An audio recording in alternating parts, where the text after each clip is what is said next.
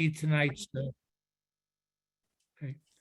Good evening. I'm prepared to read tonight, so if you have any objection, otherwise I'll continue on with it. And sorry to those who are waiting, we had problems connecting some of the members of the board tonight. So good evening. Welcome to the Orangetown Planning Board meeting of February 9th, 2022. If everybody would please stand, we'll say the Pledge of Allegiance.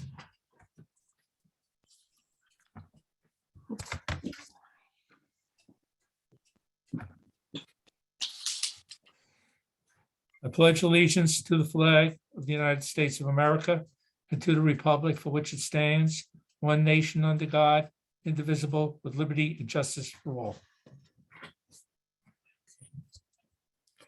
Okay. I'm Michael Mandel, and I'll be chairing tonight's meeting. I'd like to know if the following members are present. Mr. Sweeney. Present. Okay. Mr. Andrews. Present. Okay. Mr. Warren is absent. Mr. Dell. Okay, see you, Bob. Mr. McCrory. Present. Ms. Lenahan. Present. Okay, thank you. Mr. Bond. Okay, I guess Mr. Bond's not with us, but we have a quorum, so we can continue on. Thank you. Okay, just to let everybody know that's here tonight to speak at any of the things. We'll announce the name of the project. The applicant will speak. Board members, there'll be comments from the different agencies. Board members will speak, and then there'll be a public portion section. The public will be permitted to speak on the project during the public portion. You will be allowed 3 minutes for your comments. We ask you to stay within that time frame. The first project tonight is a Sandstone subdivision plan. Request for 2 90-day extensions to file. Caitlin, do we have any reports from any agencies on that? I just have a letter from DEME. And it states, It is dated February 7th, 2022. It says this department has the following comments, recommendation. This department has no objection to the requests for 2 90-day extensions to file the subdivision plan. okay, thank you. You're welcome. Mr. Chairman, I'm not sure why my letter didn't get in. Obviously, we're going through some growing pains in the office, but I concur with Mr. Peters' statement. Thank you, Director. Okay. Alrighty. Okay, Mr. Sweeney, any comments?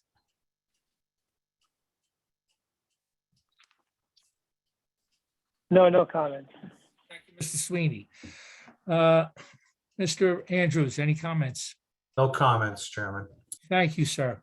Mr. Dell, any comments? No comments, but is there anybody there representing the application? I didn't know. Sorry. Yes, Stephen Griffin for the application. Okay, do they have any comments? No comments other than the request.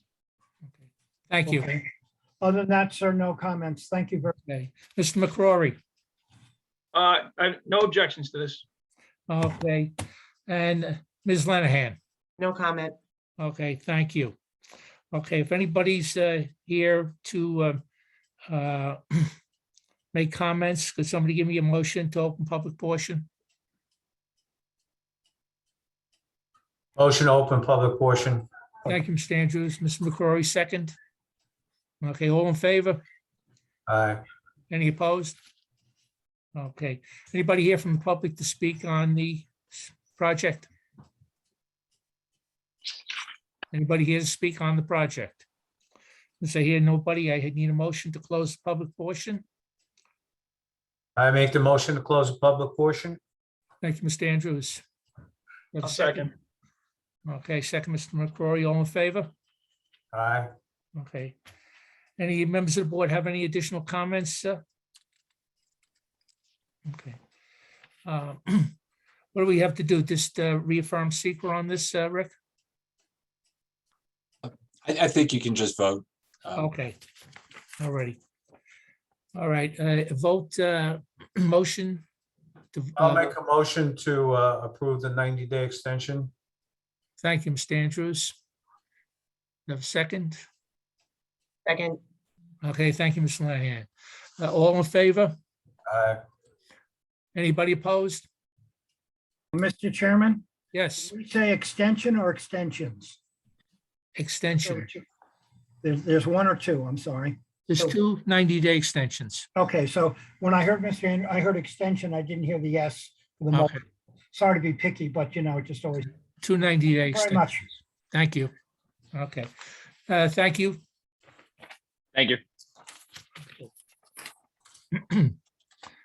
Next project on the agenda tonight is the Housener site plan and tree remediation plan.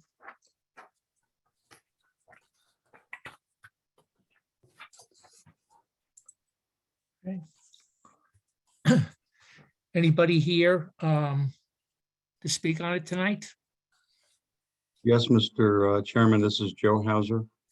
And Yes. I'm accompanied with my attorney, Wayne Gavioli. Also, my architect is on as well as, I believe, Steve Sparaco, our civil engineer. Okay. What's the architect's name? Oh, it's architecture, Roberto Palmineri. I'm sorry, could you just, what's the first Roberto. name again? Roberto? Okay. Roberto Palmineri. Palmineri. Okay, thank you. Thank you. There is. Hi, Roberto. Mr. Hausner, at the project review, you were stating you were coming tonight for a consultation. Is that correct? Are you coming? What I did, Mr. Chairman, is the comments from our January meeting, put everything into a concept plan, and putting concept plan together, we took into account what the board's concerns so with the neighbors. And in solving those concerns, we came to making architectural move and relocating or essentially switch the locations of the garage in our in-law addition. So by doing so, my more detailed letter, there will be less intrusive car lights into our neighbors' backyards. And other than becoming invisible, I would hope that that would satisfy those comments. To talk with some other landscaping tweaks or adjustments, but we wanted to save some time on this, submit this to the planning board, and if there's any additional comments, we'll entertain those. But at the same time, I really need to just move, and hopefully this will satisfy everyone. Let me just clarify. You're asking for just a consultation comments on your revised plan, or are you looking for some sort of decision tonight? Well, I know I can't look for a decision because these plans are not stamped. Okay, all right. All right, so I am looking for any and all feedback. This time has been going on, Mr. Chairman. My design team has been making these adjustments so we can very quickly to engineered stamp drawings. Again, hopefully there's no additional or order of magnitude comments. Okay, all right, let me get the comments from members of the board. Mr. Sweeney.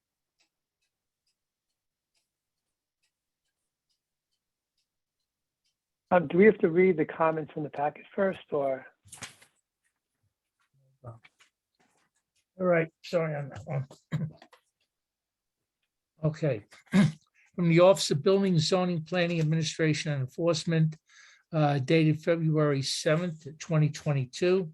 They have 7 comments.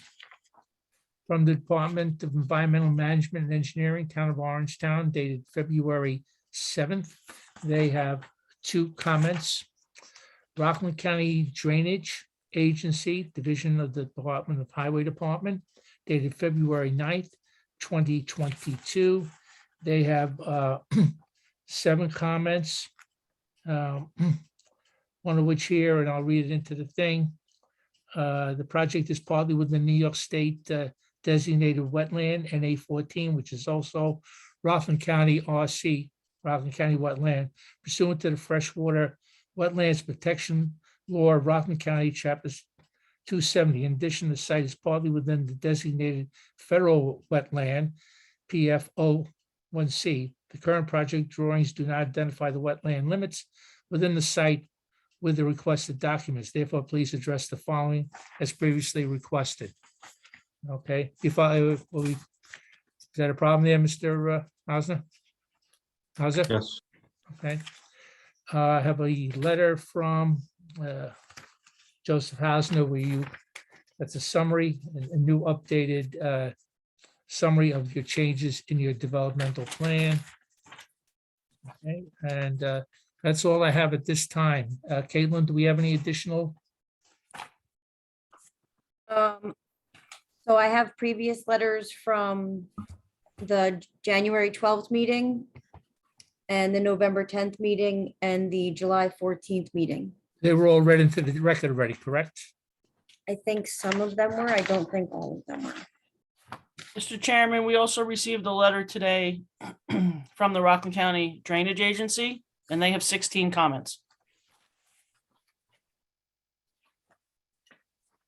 Okay. One I didn't get. Let me see if that's the Yeah, same it's- here. Yeah, it's dated today. It's February 9th, 2022, addressed to Mr. Hauser from Shahjahan. And again, he has 16 comments. Okay, 'cause the one I have from Rockland County Drainage, also February 9th, sent to Mr. Hausner. I have 7, I have A through I, and then 7 comments after that. That is correct. That's the one I'm referencing. Oh, okay, all right. Yeah, That's the one. February 9th. Yep. Okay, that's the one I'm talking about. Okay, so it's 17. We're counting the letters in there, so. Right. Okay, fine. Thank you. Mr. Hauser, did you receive that letter today? I did. Thank you. All right, Mr. Sweeney, any comments on the project? I don't have any comment at this time. Okay, thank you, Mr. Sweeney. Mr. Andrews?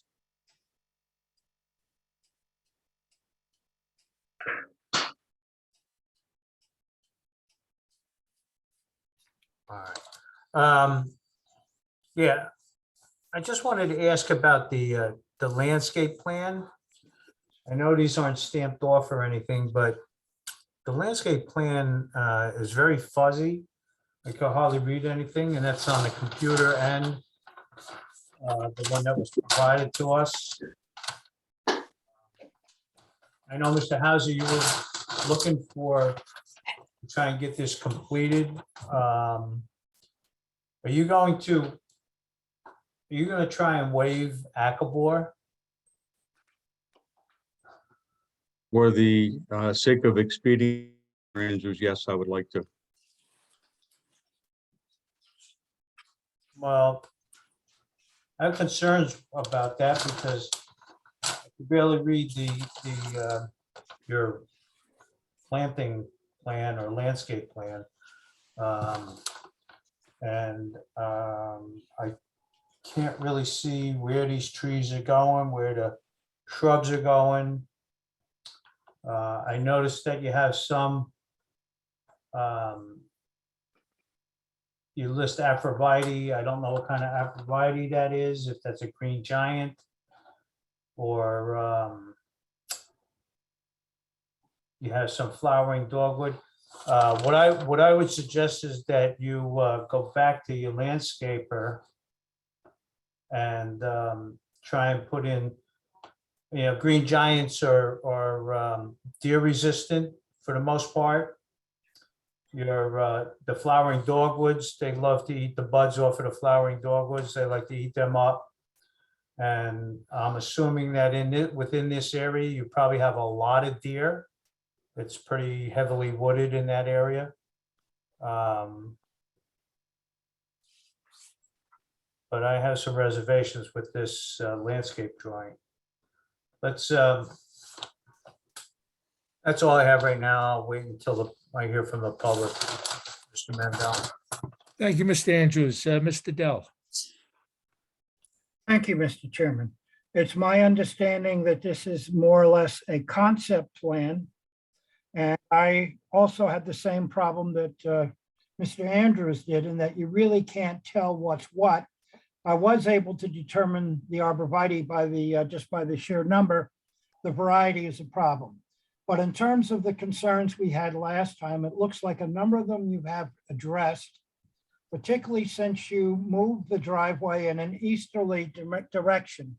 I can't tell how far you moved it. Since you're putting in plants of that size, I would suggest that it be somewhere on the neighborhood of 10. It looks also too like you've been able to take care of the potential problem of the headlights. This is obviously showing respect to your neighbors to the east, to the west, which I think is a good thing. When you come in with the final plants that are stamped by a landscape architect, and I assume that's what you're doing, you might want to change the scale. The scale should be at least 1 inch equals 20, maybe even 1 inch equals 10 in the area near the driveway, so we can really understand what it is you're doing. I think the board appreciates that this is an existing situation. Excuse me.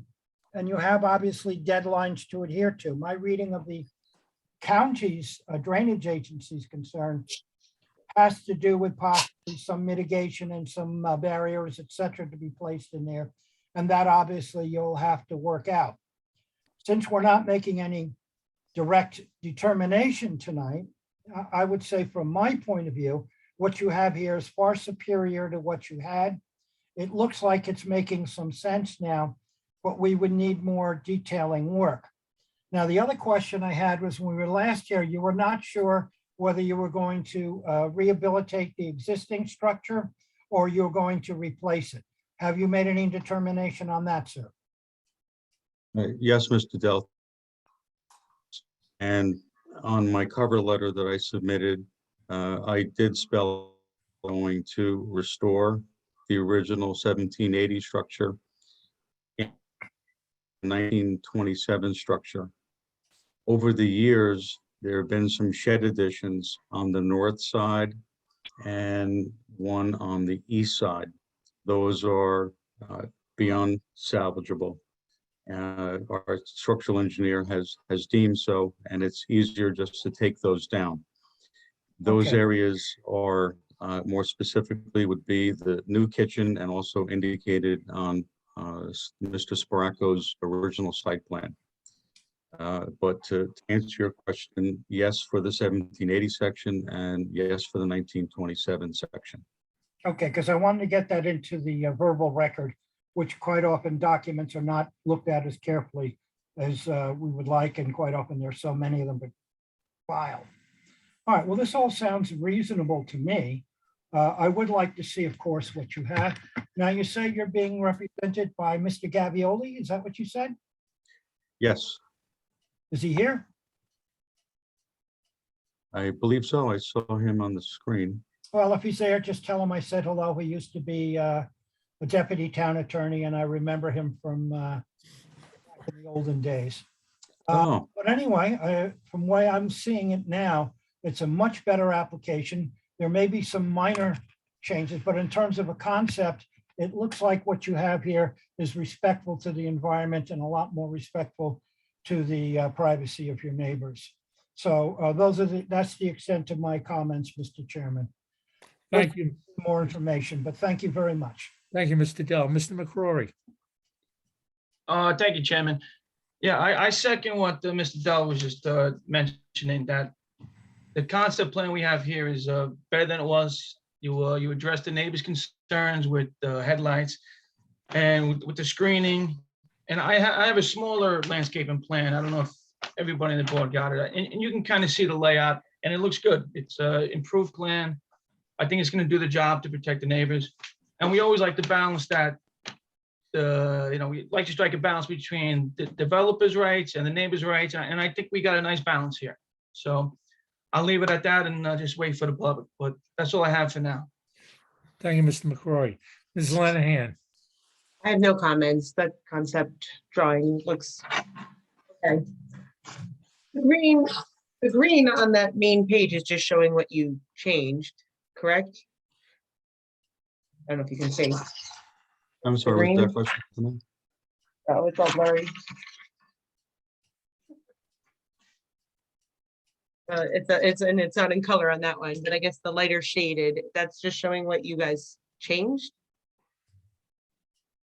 The heavy blacked out portion is the new footprint.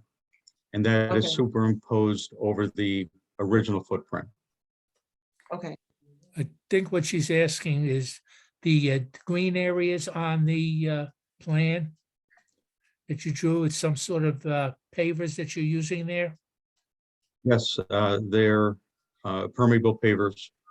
And it helps with not only the drainage control, but at the same time identifies a public section of the driveway versus private sections of the driveway.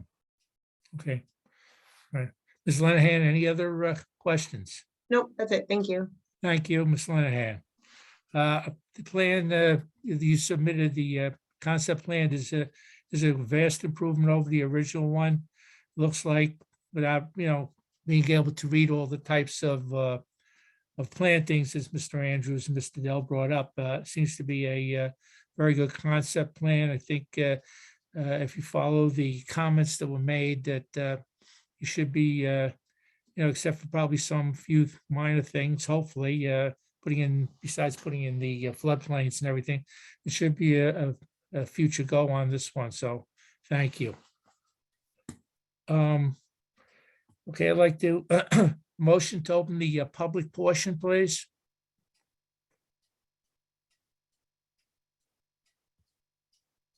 Yeah, I'll make the motion. Mr. Dell, second. Second. Ms. Lenahan, all in favor? Oh, you didn't get on. Mr. Chairman, before you continue, Bruce Bond is now in the meeting. Okay, Okay. thank you, Mr. Bond. Mr. Bond, did you, before we go into the public portion, did you have any comments on that last project? No, it's much improved, so thanks. Thank you, Mr. Bond. You're not muted now. I don't know. This is Okay. Wayne Gavioli, representing the applicant. Not only did I write the Orangetown zoning code, I defended it in the appellate division in the Court of Appeals. So I know this code better than everybody in the room. Better than anybody. So what you have before you is very clear. And I think the applicant has done up to the maximum. Up to the maximum. Just because a budding property audience wants something else does not require this board to do that. All I can say to you is this applicant has satisfied every bit of the code that I wrote, the code that I went to the Court of Appeals on, and I wrote for the town of Orangetown. I do not know what you don't understand. At this point in time, this is just not appropriate.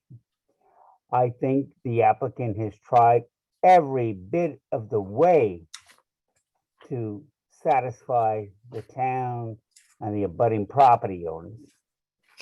That's all I can tell you at this point in time. Thank you, Mr. Gavioli, for your comments. And What is your point, Mr. Gavioli? my point is that a lot of these comments were inappropriate. A lot of the comments that were made were inappropriate. All I can say to you is we have done everything we can do. And enough is enough. Thank you for your comments, sir. When Mr. you, Chairman, I wrote that code. Yes, sir, I understand.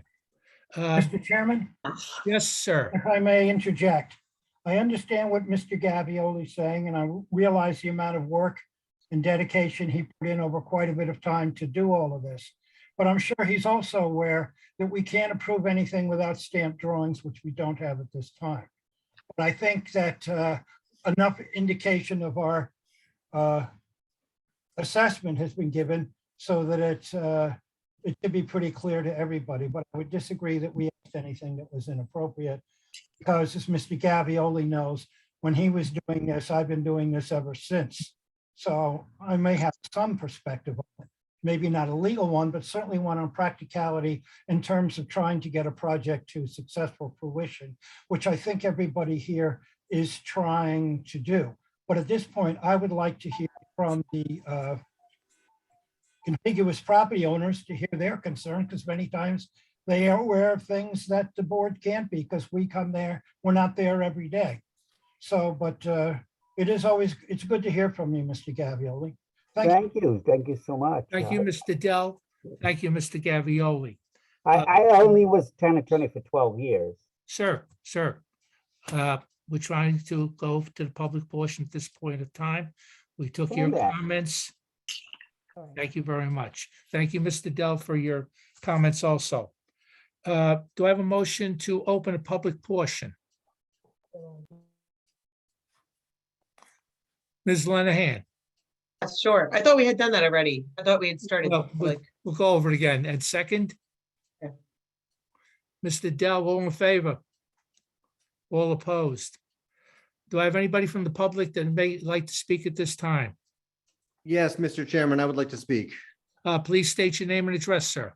My name is Adam Kurland, 337 North Main Street, Suite 11, New City. I'm an attorney.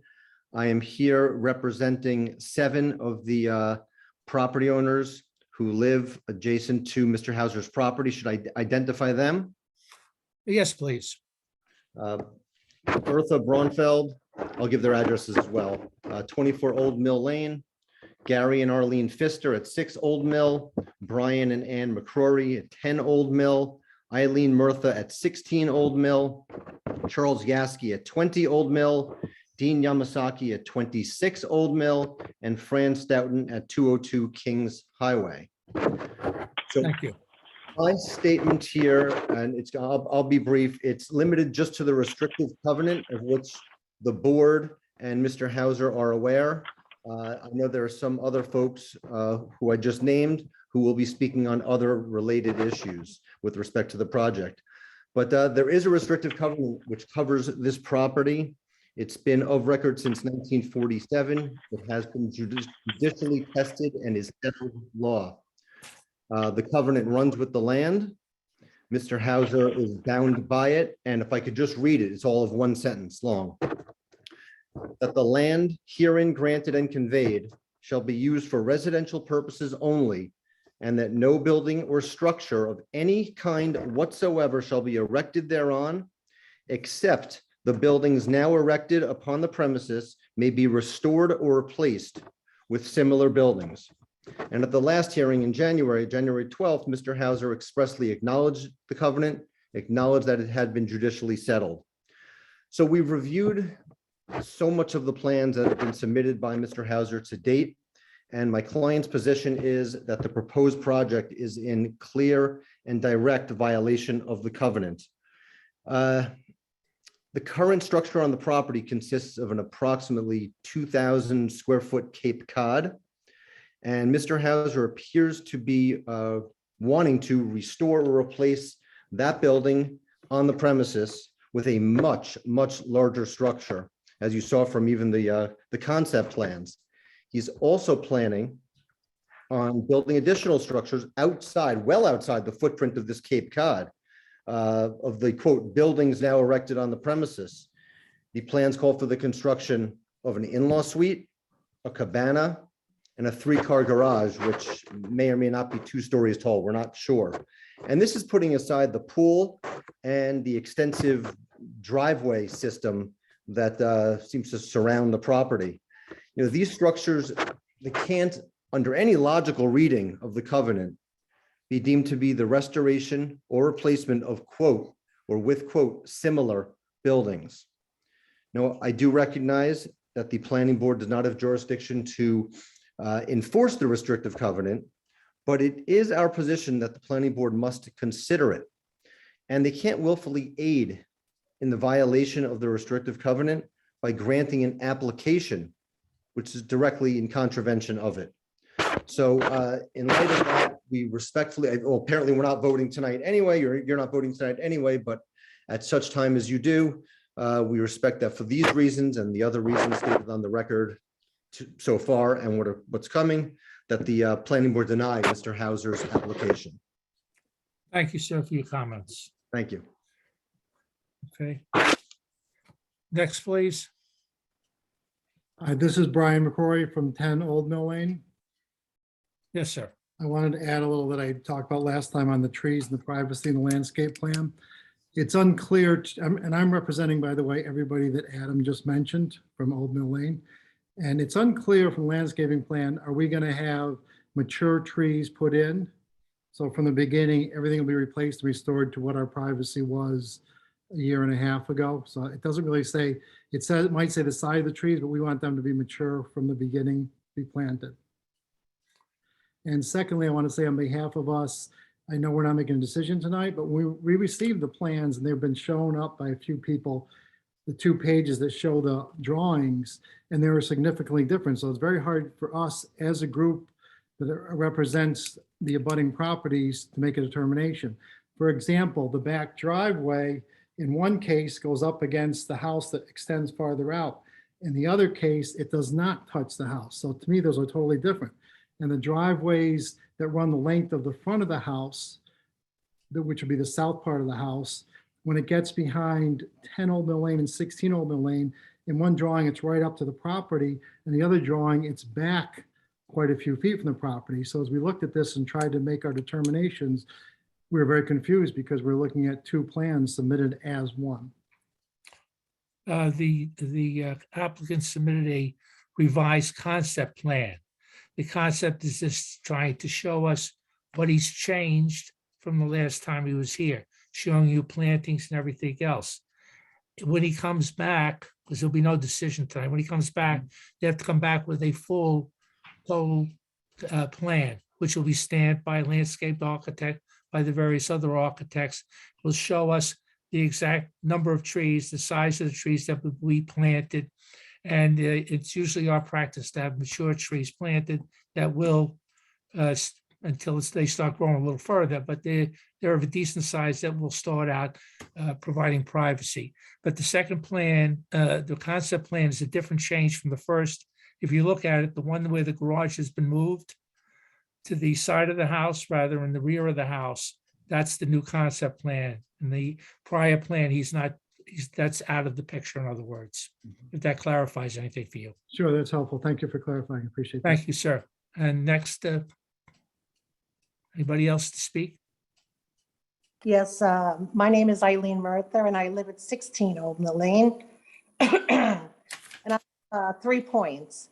The original house, which extends approximately halfway across my backyard, we don't have any elevation plans, so I don't know. I'm concerned about the changing of the height of the house and maybe the number of windows and the size of the windows. Are we going to end up with a plan that we can, look at? The second thing is the extension of the new structure off the west side of the house, which we have now know is the garage. I'm concerned about it, whether it's a single level or 2 levels. Because if it's 2 levels, again, I have the same issue. What's going to be the height and where the windows are going to be? The garage, the 3-car garage is directly now behind my house. So the whole structure takes up my whole backyard. So I have some concerns whether it's going to be 2 levels or 1 level. If it's going to be just a 1-level garage, I still have some concerns about the lights shining into my property when they're maneuvering in and out of their garage at night.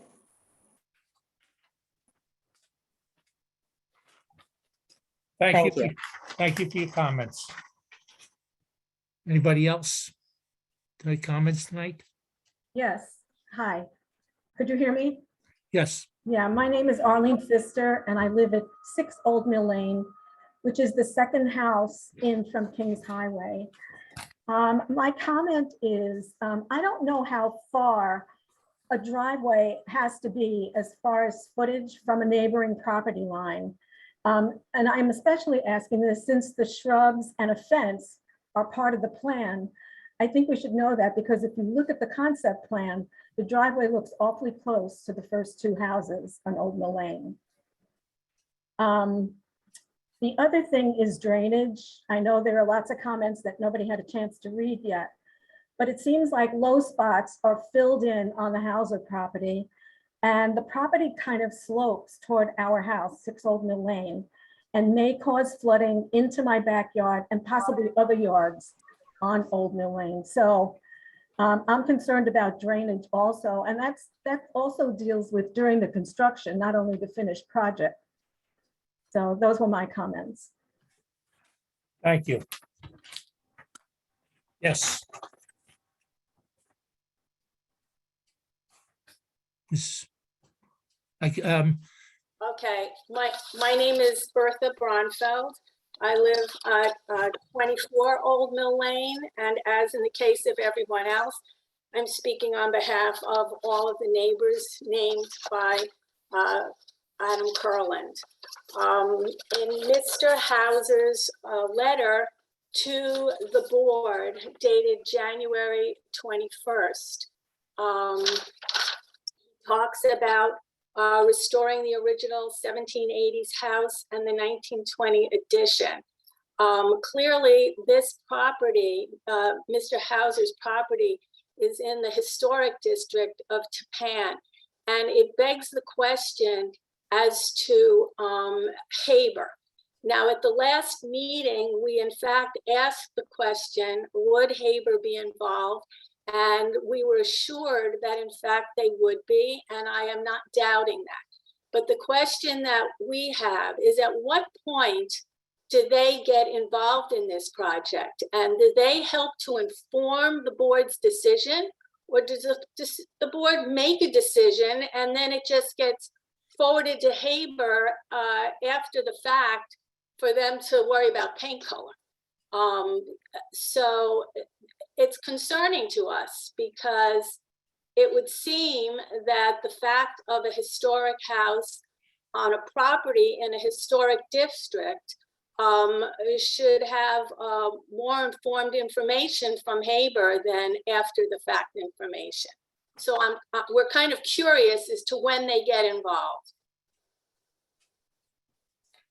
Right. Well, they won't be involved until after we make a preliminary, which means we have to get a set of plans from them that can be read by everybody involved that states exactly what they're planning. Right now, we're looking at a concept plan, which is a revision of the first plans. But they will be involved as well as Akabor after they get preliminary decisions from us. It still would have to come back to us after all that anyway for final. So all of everything from all the boards we put in together to come up with the final product, if that clarifies. Yes, it does. Thank you. You're quite welcome. Anybody else to speak on the subject? Not hearing anybody else requesting to speak on this subject? Do I have a motion to close the public portion? I do have one question, Mr. Chairman, do you mind? Who's speaking? Hi, Larry Vale, 389 Kings Highway, Tappan. It's a quick question, I hope. And by the way, I think there's a lot of good things about this project, but I'm very concerned about what Mr. Carland has brought up about the restrictive covenant. I have an additional question about possible or allowable building. Would this parcel be able to be subdivided is the board aware of any information about whether that's possible or not? We have no information that they're going to request or not request a subdivision. It's not in the plans that they submitted or in the statements that they've made or in their request or anything in the environmental impact studies that would indicate that to us. That's all we know at this point. in time. Well, I know the applicant hasn't asked for that. That's pretty clear. The question is, would it be allowable to subdivide this lot? No. Thank you. Is that Miss Slavin? I don't know. who I said heard a no. no from somebody. I have no idea who said no. Okay. Well, any information you can give me on that would be appreciated. Thank you. Thank you, Mr. Vale. Yes, Mr. Dell. Yes, I'd like to hear from our esteemed town attorney, who's now Mr. Picola, if he could come out with any comments or just does he have any observations on what's been attested to so far? Yes, Mr. Dell. I understand Mr. Curlin's point, but I disagree with it. I've done a lot of research on this matter. There's Court of Appeals cases that say, you know, the easement is what it is. It's in the record. I'm not saying it should not be considered, but there's Friends of Shower Gunks versus Knowlton. This is from Mr. Curlin and Mr. Gavioli. 64 NY 2nd 387 1985 Court of Appeals case that says specifically that municipal land use board may not base its land use decisions on restrictive covenants between private parties. That issue of interpreting covenants of that nature is solely in the Supreme Court. And also what everyone has to keep in mind, if this board approves it, that doesn't mean it can be built. I mean, if a suit's brought to Supreme Court after this board grants approval and the Supreme Court agrees with Mr. Curlin, that addition's not getting built.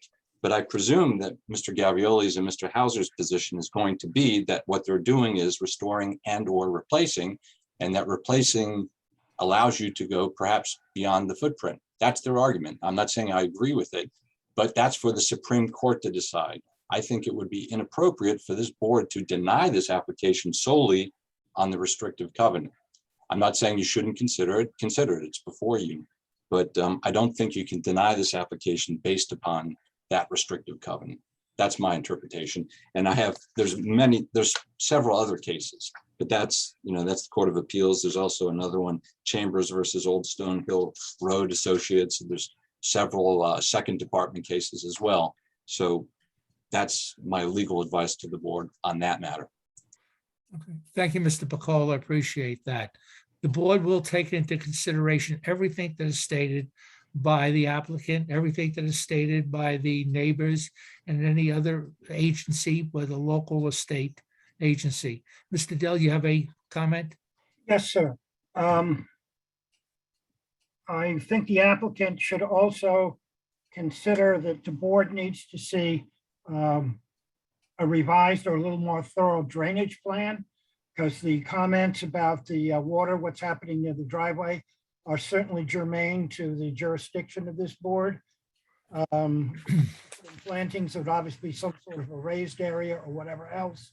But right now, I don't really see any specifics of the site drainage plan for that entire area. And I would obviously like to see it before it's done. In addition to the scales that we issued, that I've requested, and I think the other board members would agree, and that we clearly know what we're having. But as said, we are obviously in a situation here.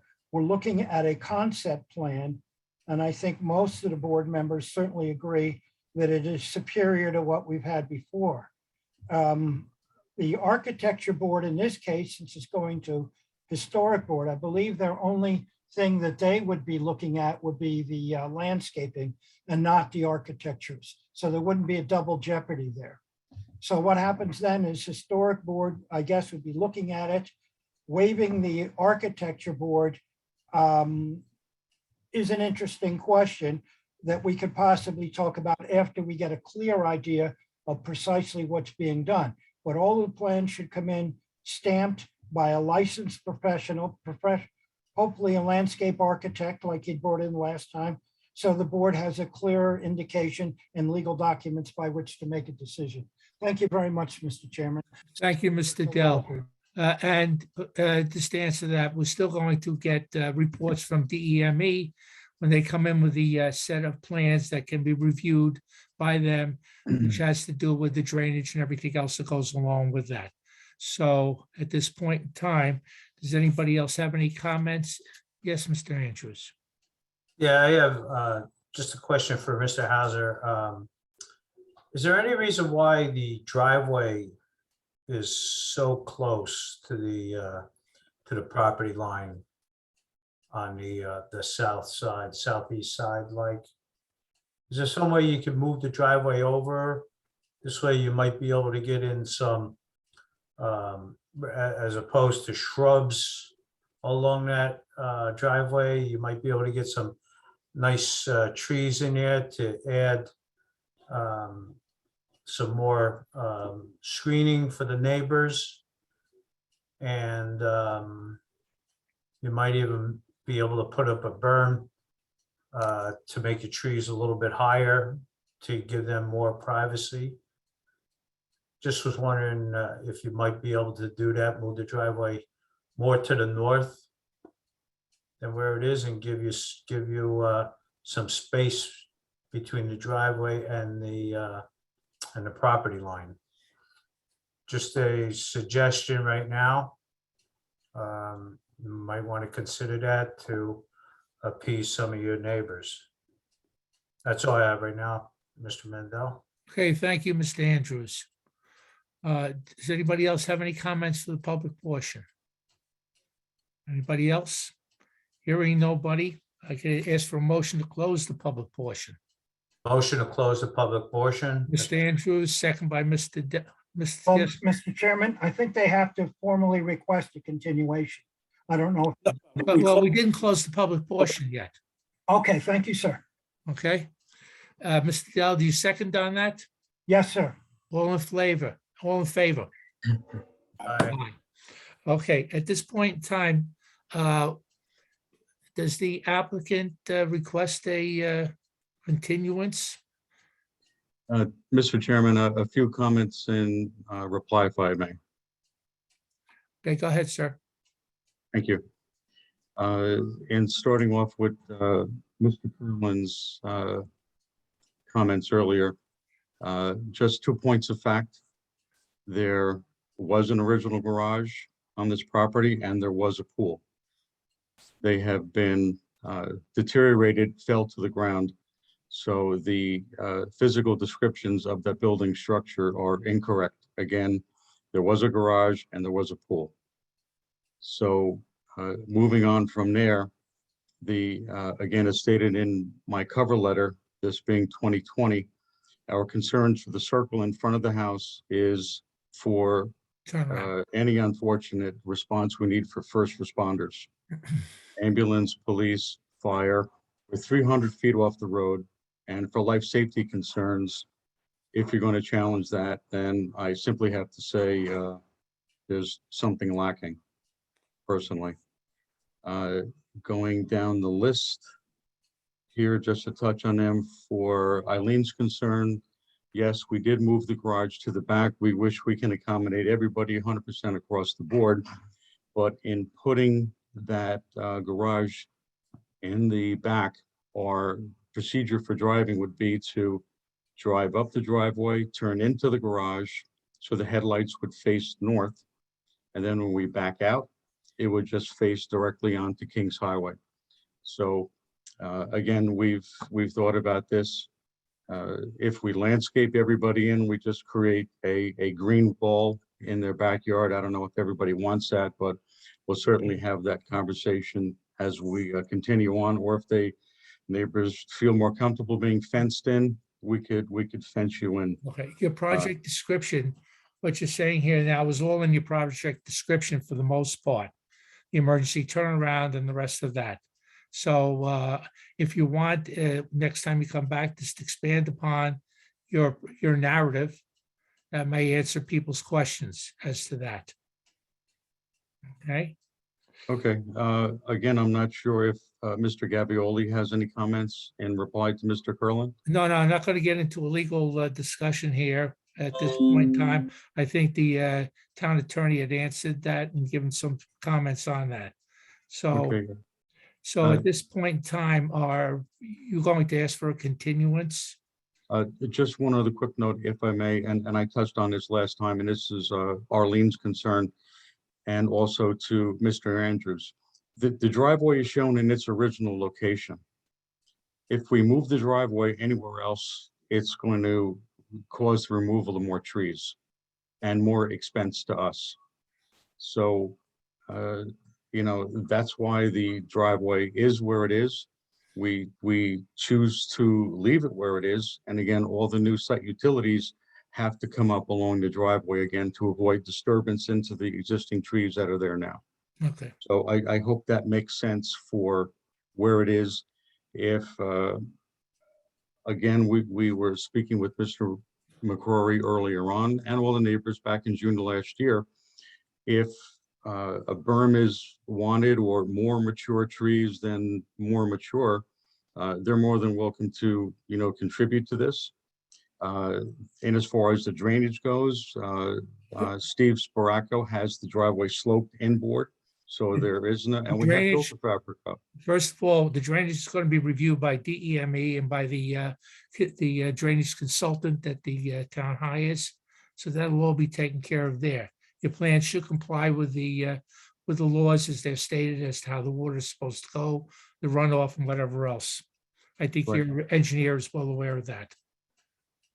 Okay, so again, I just wanted to let Arlene know that it is engineered in, all rain comes onto our Okay, property. sir, at this point, do you want a continuation or not?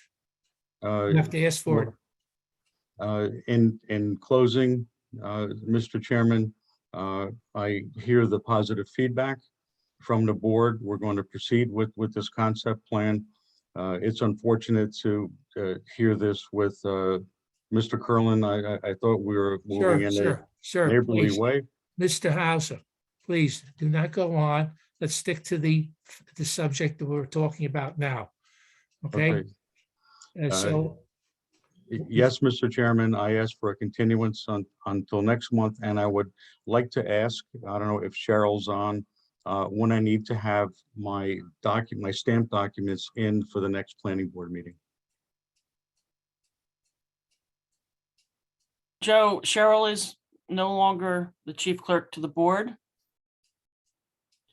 Since you have a new plan, I would not assign a new hearing date at this time until we receive your full revised package of stamped drawings.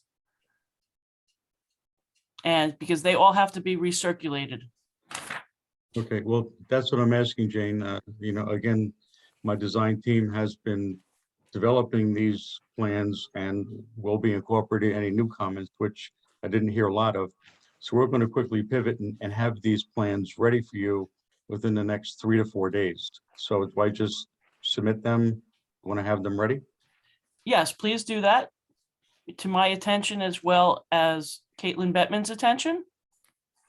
And we will respond quickly as to what date you can be assigned to. Okay, one other point, Mr. Chairman, in looking at the Rockland County Drainage Agency letter today, yes, their point number 2 concerns still this conversion factor to NAVD 88 elevation. And my engineer, Steve Sparaco, and also Bruce Peters have spoken on this, at least on 2 or 3 occasions, if not with Shajan at the Rockland County Drainage Agency. This item number 2 is really, in broader terms, a Rosetta Stone to converting the existing elevations to NAVA 88. We asked not to drill down into those details, but we need some type of benchmark to even do this conversion. But for the most part, this doesn't exist. And from that, I would like to ask the board if they can declare themselves the lead agency with this, So at least I could move forward with that. You're gonna have to discuss that with Bruce Peters and Rockland County Drainage as far as that go. Mr. McCullough. Yeah, I was just going to mention, this board has declared itself lead agency for your application before this planning board. This board cannot make itself lead agency for a county permit. So you're going to have to deal with the county agency one way or the other, because if they don't give you the permit, you can't do what you want to do. And there's no way for this board to take over their decision. So again, this board already, well, I don't know, they didn't do secret yet, but they're going to declare themselves lead agency of this planning board decision, but they cannot intervene. The county, for their independent decisions, also has to do secret, and that's what they're doing. So this board cannot, in other words, hijack their determination. Okay, thank you for the clarification. Okay, so the matter will be continued at your request. Thank you, sir. Yes. Thank you, Mr. Chairman.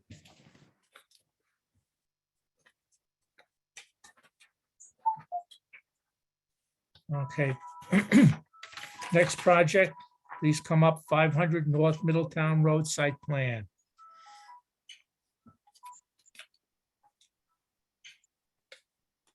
Who do we have here tonight representing the applicant?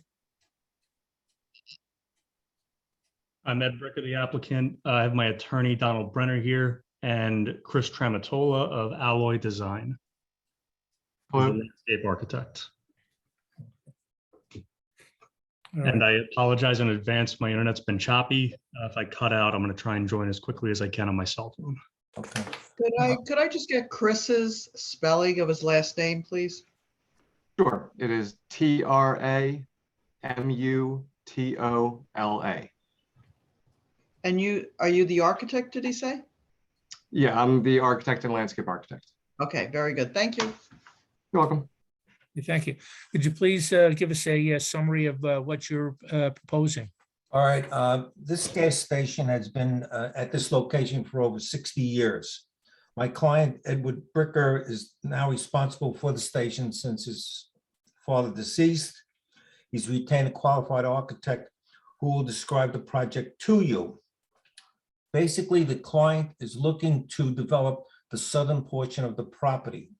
He has been before many boards and he has got approvals as to the areas to the north and to the side. Primarily, we're here for the development of the southern portion. If you want to say something, Ed, or you want to put the architect on right now, we can do that. Thanks, Don. I just want to clarify that it is only a service station. Any gas service, the tanks, et cetera, the pumps were all removed very far back in the 80s. So there is no more fuel pumping or anything like that. It is purely a, right now it operates as a repair shop, and historically there's been, some other vehicle storage on the lot, as well as miscellaneous sales. So we are looking, we submitted a much better plan, I hope in everyone's opinion, compared to what we had submitted last time. The permission for commercial vehicle storage has been eliminated. It's no longer an ask that we're going for. We've quantified and located the very limited amount of auto sales that we're looking for. There are 2 spaces in the bottom left corner of the plan. As you can see, the entire, I'm going to go with plan directions, not compass directions here, but plan northwest is entirely seeded. And we've put a significant amount of curbing and landscaping around the perimeter of the property. And this is all as compared to the previous layout, which didn't really change much. It just seeked to legitimize the use that had been existing for many decades previous. I don't know if there's much else to say. I did submit some Google Earth and Google Maps screenshots showing how the property looked, I believe as far back as 2006. I don't know if those are available, but there was a comment made last time that circa 2018, when my brothers and I had taken over the operation of the station, that a previously seeded area on the right side of the plan was turned into gravel. I just wanted to memorialize with the board that that has been used as commercial vehicle storage. In fact, it was posted for commercial vehicle storage, publicly, very out in the open for many, many years. So I didn't want there to be any confusion or any thoughts that we had modified that significantly in the last couple of years. We're now coming here with what I think is a great plan to not only improve the current use, which I do acknowledge is an existing non-conforming use, but importantly, and I think Chris, the landscape architect, can speak a little bit more to this, there is not much of anything that we are building here as far as the concrete curbing, et cetera, that would lock this into the currently non-conforming use. There's a lot that we can do with this layout in the future to bring it into conformance and put either office, banking, et cetera here to make it more in line with the towns, or to make it in line with the town zoning plan in the future. So Chris, if you want to take and walk everyone through the details of the plan. Sure. Would I be able to share my screen? I just have a couple other images there to use.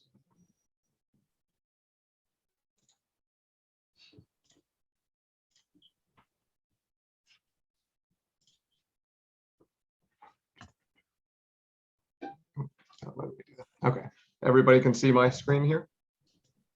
Yes. Okay. So as Eddie had just described, the plan is a organization of the existing property, try and clean everything up, bring it up to a standard that you see within its context of their neighbors.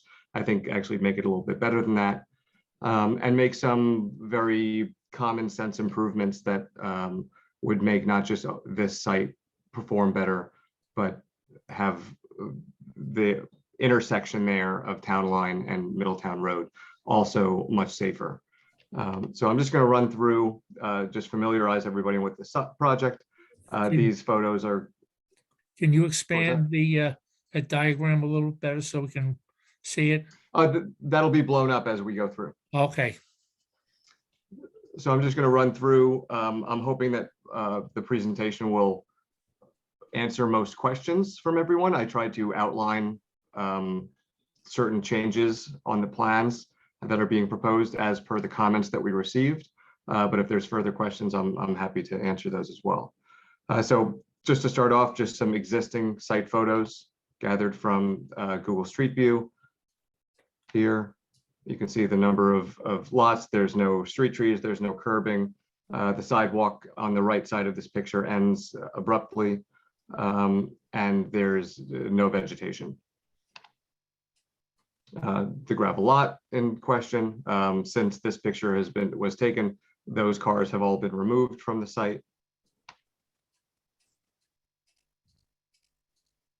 And here is our removals plan. Essentially, everything that's paving and gravel is to be removed.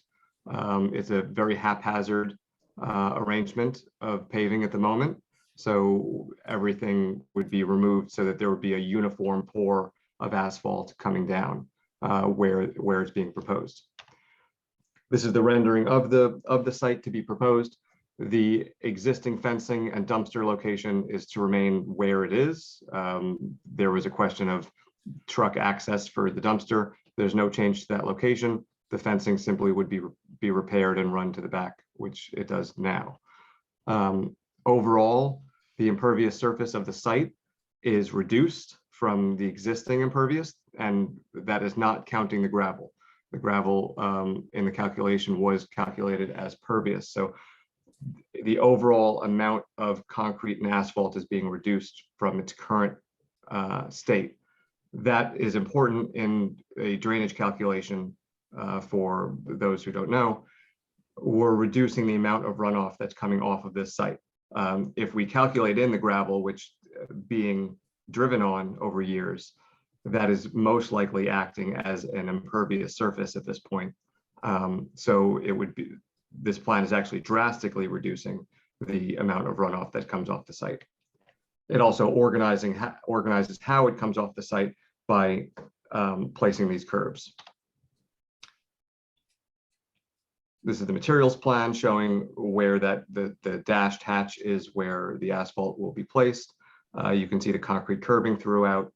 And what's important here is the sidewalk is being repaired here and along Middletown Road.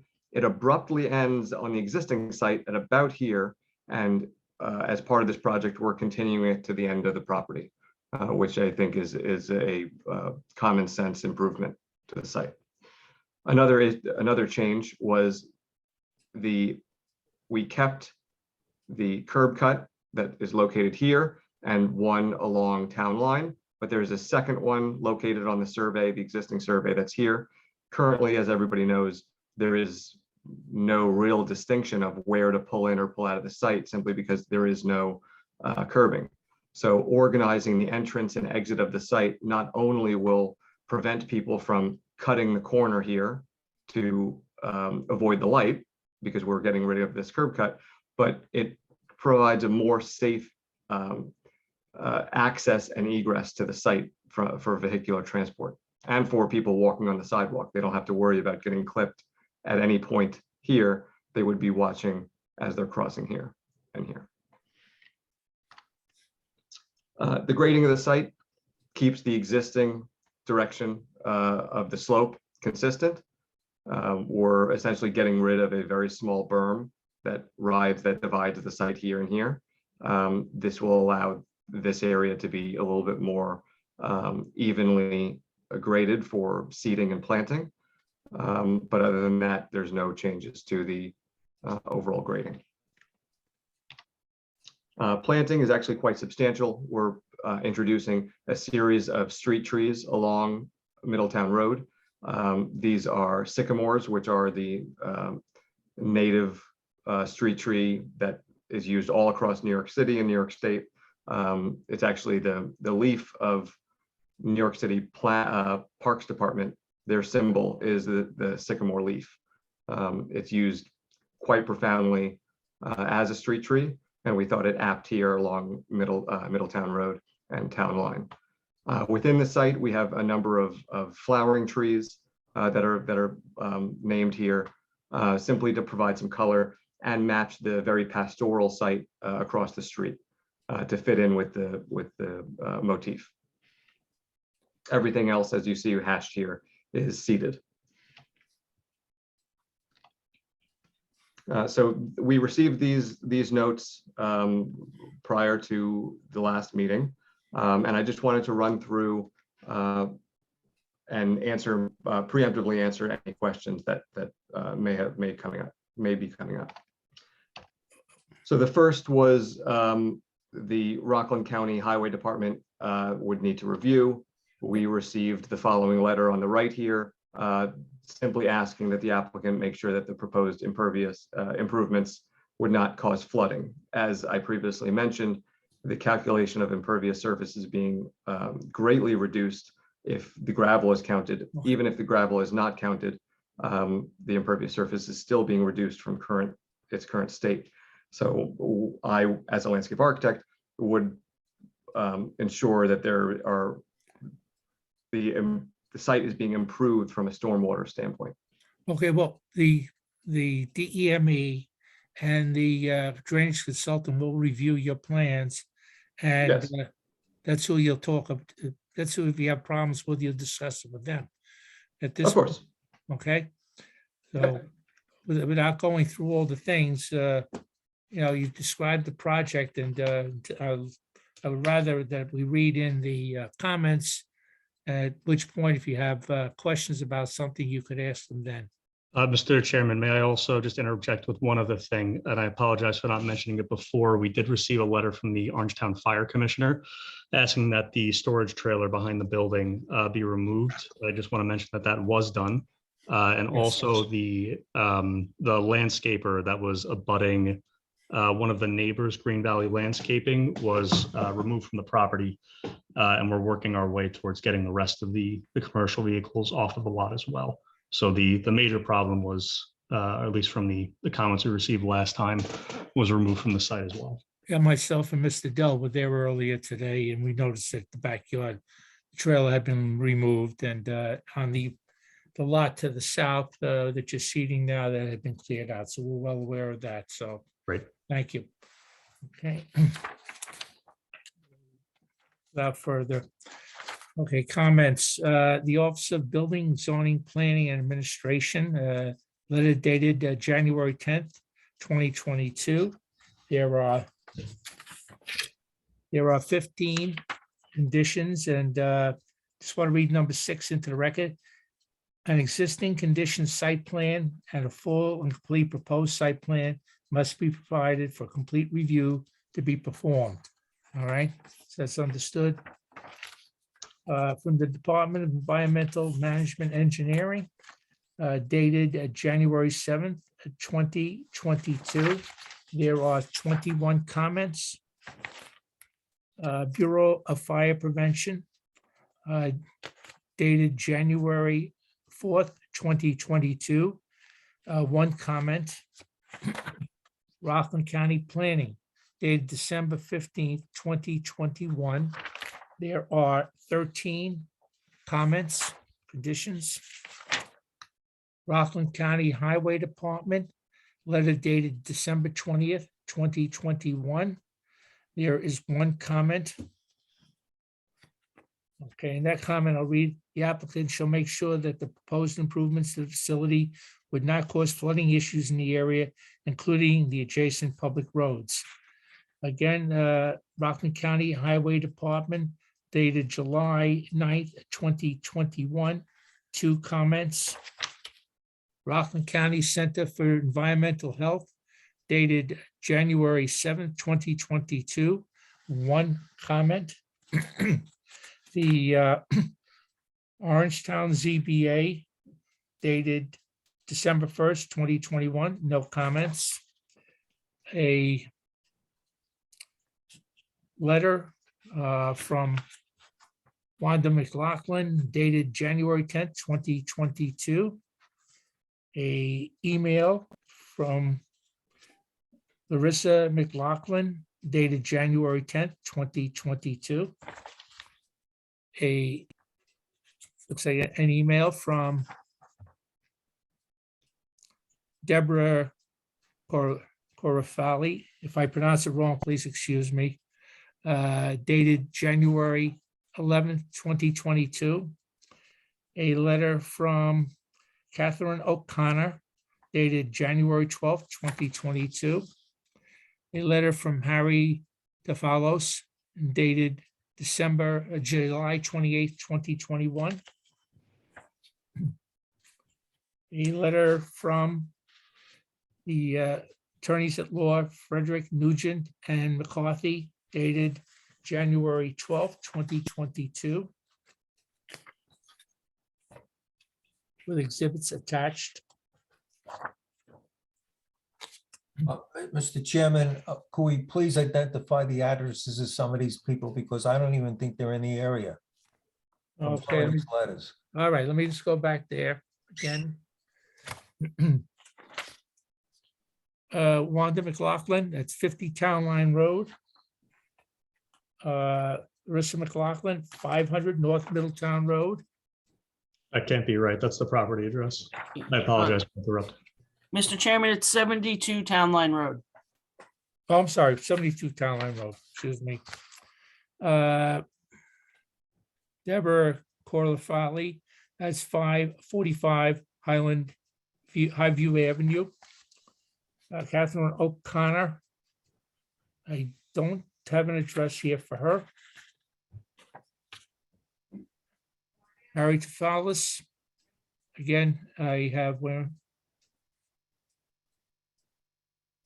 512. 12 Highview Highview Avenue, got it. It's in the letter, thank you.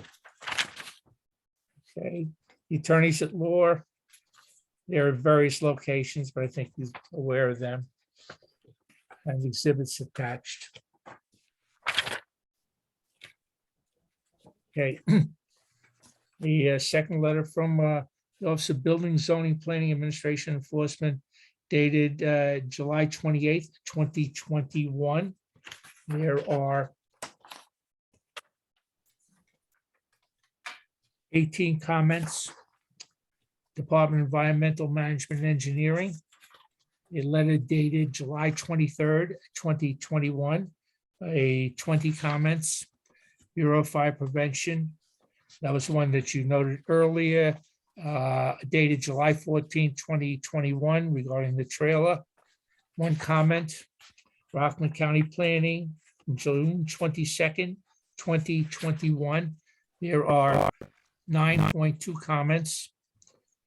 Highway Department, Rockland County, letter dated July 9, 2021. 2 comments. Rockland County Sewer District, dated June 29th, 2021. There are 2 comments. We have a letter from O&R, Alfred Gadi, engineer, dated June 9th, 2021. A letter from the Clarkstown Department of Planning, a referral to the town of Orangetown dated July 20th, 2021. And they state the planning board of Clarkstown, town of Clarkstown deemed the matter for local determination. A letter again from Wanda McLaughlin dated July 25th, 2021. 50 Town Line Road. Linda Nealis, a email dated July 27th, 2021, 42 Town Line Road. Okay.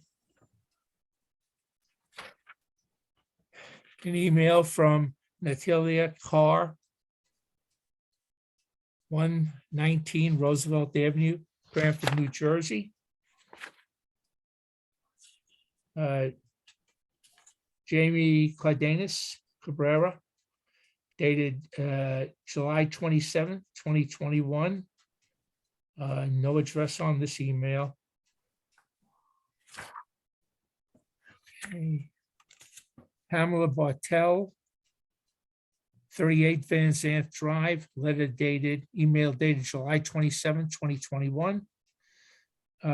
Amory Avenue, Armory Avenue. Trying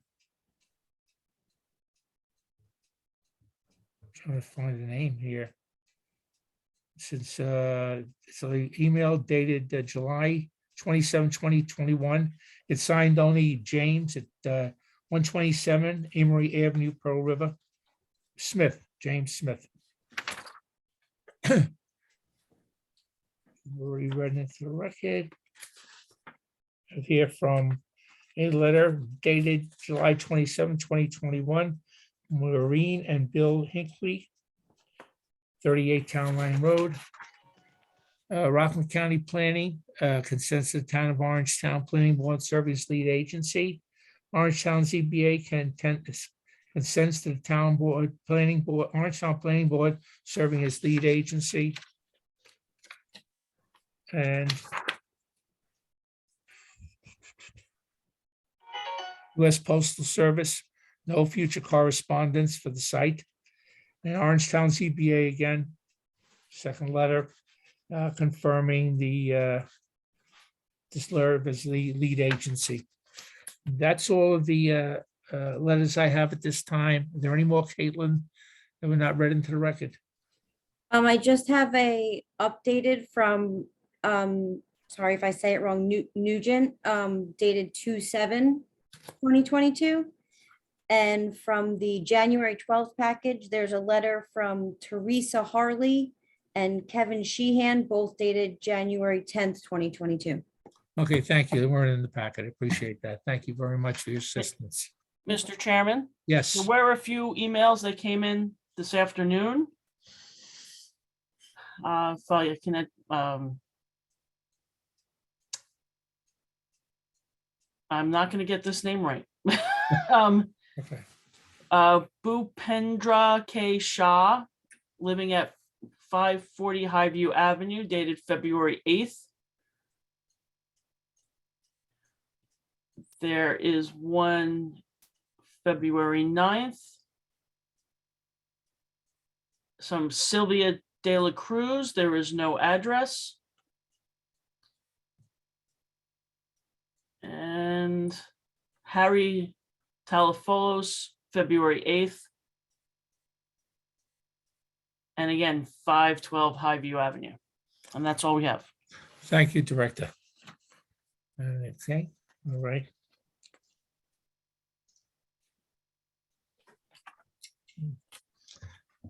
Okay.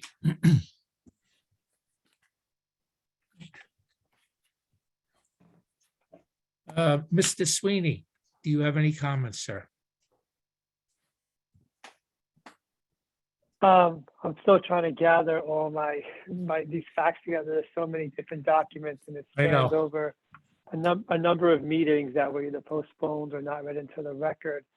I guess my first question would just be for Jane. Your last comments that I have are from January 10th. Has anything changed since those comments were put together? No, Mr. Sweeney, there's been no change. Again, this application was to be heard at the last meeting. There's a publication error. So it's still the same package. They haven't resubmitted any revised plans. Okay, so there's still issues with plans not matching up from different stages of the process. So your first couple of comments. That's correct. If I could just weigh in on that was the wrong file there, and the survey has been updated for that second page. I submit the plan there, but I don't think it got through to you guys yet. If we don't have it, we don't consider it. Of course. Mr. Sweeney. Yeah, so if there's two different sets of plans here or different firms. The one labeled site plan, there's no indication of who prepared the plan. Which layout is correct? That's comment number 2. That's kind of my question, which is the correct plan that we're reviewing.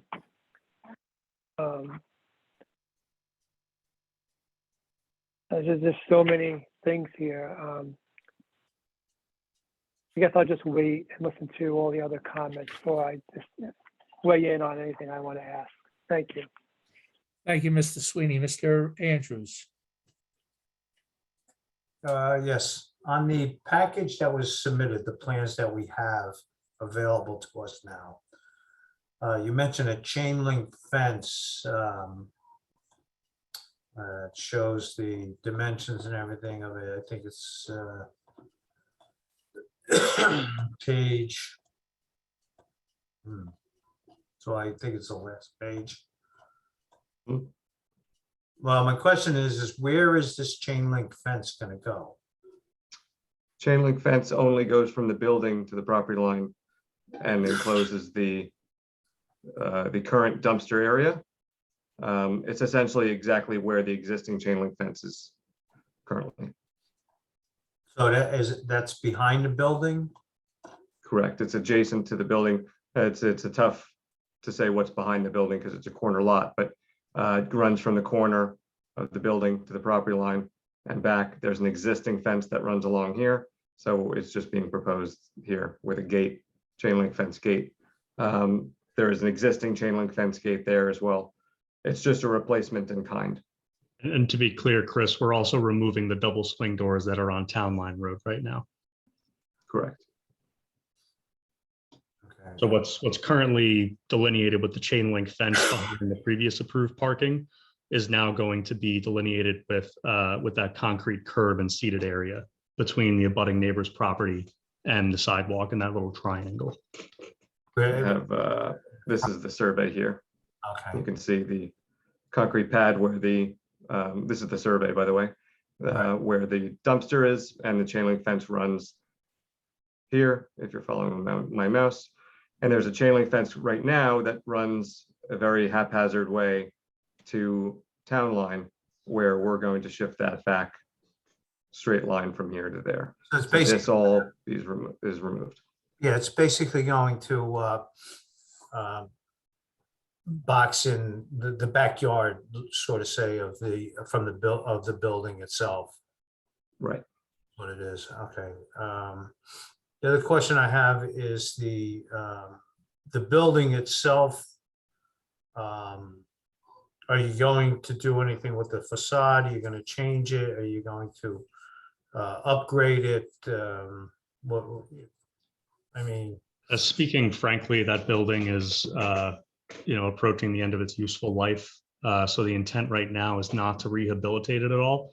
But at some point in the future, demolish it, rebuild something else. I was alluding to the conforming use, earlier today when I introduced this. And those are all, longer term plans that I'm prepared to, commit to or introduce here. But currently there's no plan to do anything with the building right now. This is all landscape and site work. Another question. This was a gas station at one time. I think, did I hear somebody say the tanks and everything were removed? Yeah, and I'll clarify, there were underground storage tanks used for pumping gasoline. You can actually see on the survey that Chris has up, there were two pads that had pumps at them. And those were removed, don't quote me perfectly on this, but I believe in either 84 or 87, sometime in that area.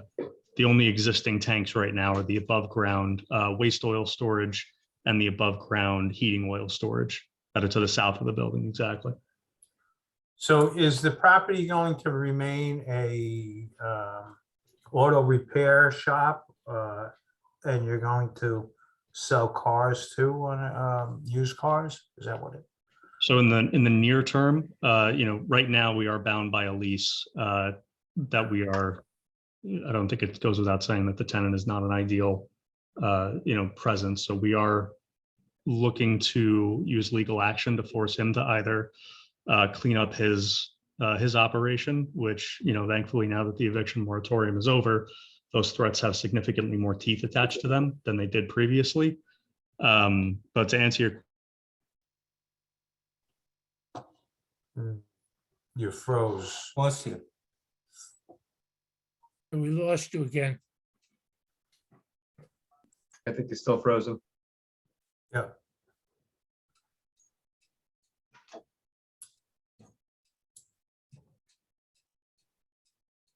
question, we are seeking approval for a very, am I back?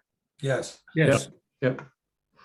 Okay, there we go. I was just about to join the Zoom meeting on my phone.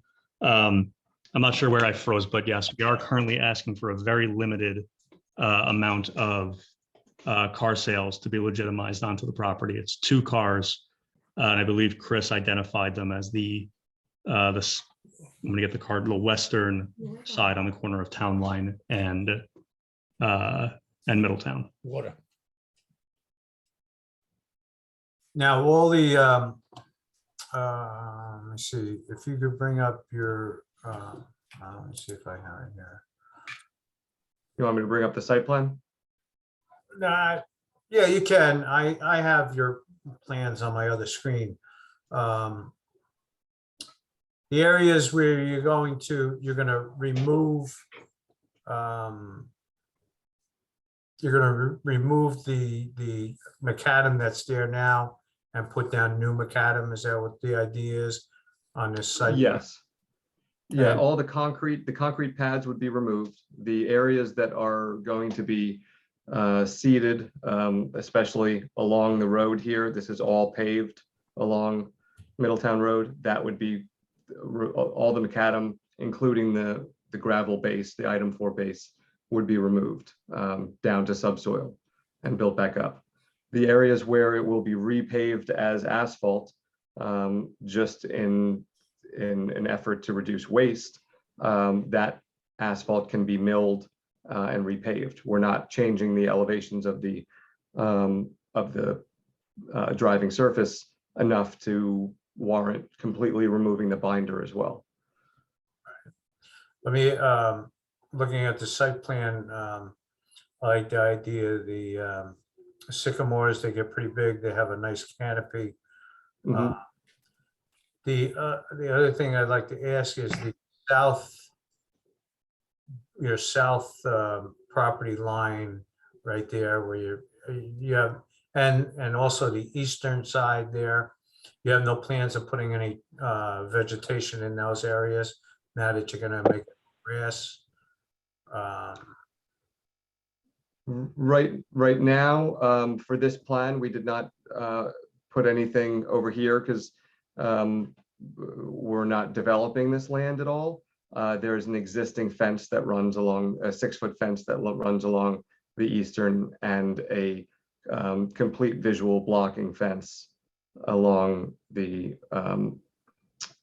eastern edge. I'm sorry, the southern edge has the chain link, and the eastern edge has a visually blocking fence. How tall is that fence? That's 6 foot as well. Okay. Is that chain Is that link? correct, Eddie? That, I believe so, Chris. There's 2 fences. There's a neighbor's fence and the Yeah, fence on our yeah. lot. There's also The fence on this lot, I believe, is just chain link, and there's a fence Yeah. right on the other side. That's a the stockade. neighbor does have a significant amount of not ventilation. I'm sorry, I'm still at work. Vegetation, and I believe to the south in the area that's not, behind the building, that's currently a parking lot. now, is that, you don't have any future plans for that large area that you're gonna make into grass right now?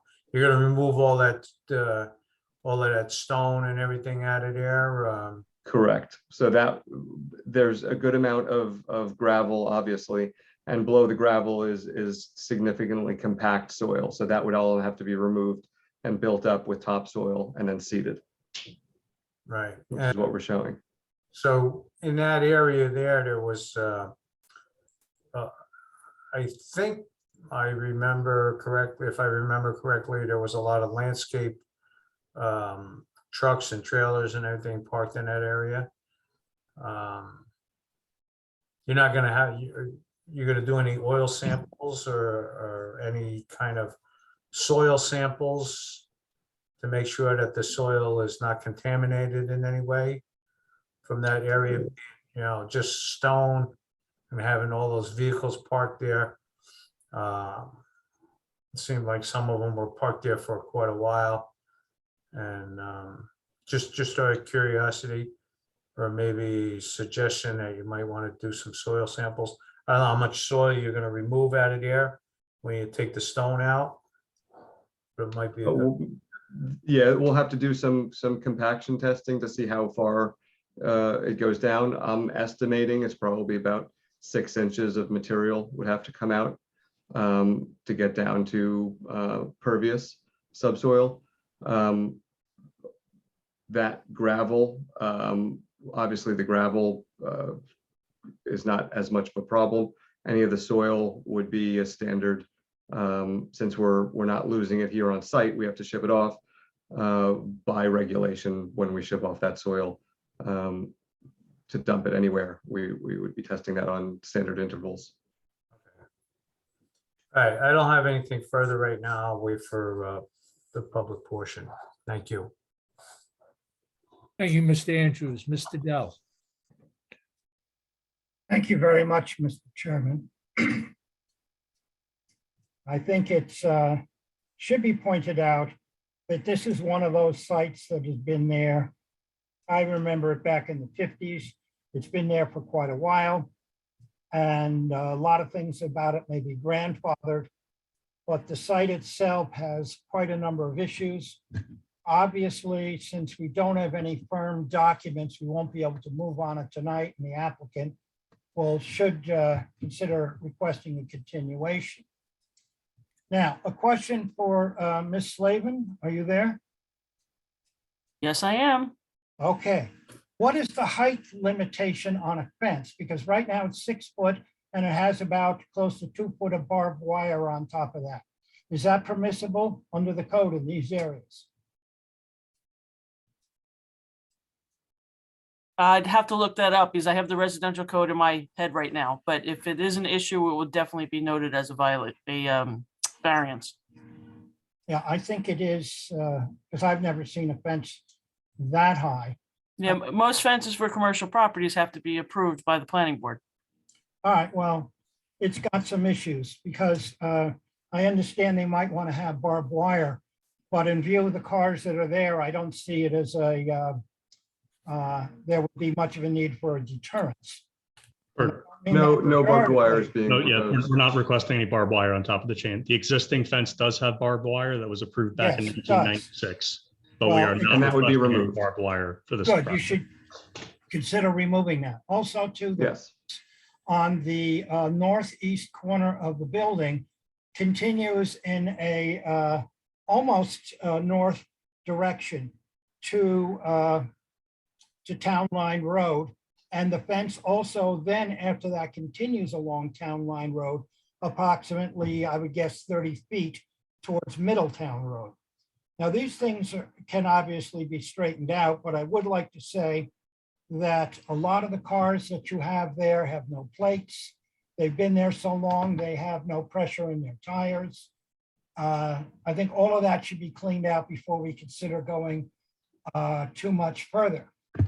Now, it looks like you're proposing some nice landscaping, except I think whoever drew the plans for you was more than a little liberal, because an 1.5 to 2 inch caliber tree, which is approximately 8 to 10 feet high, has a spread of 3 to 4 feet, maybe 5 feet maximum, not about 20 feet as shown on here.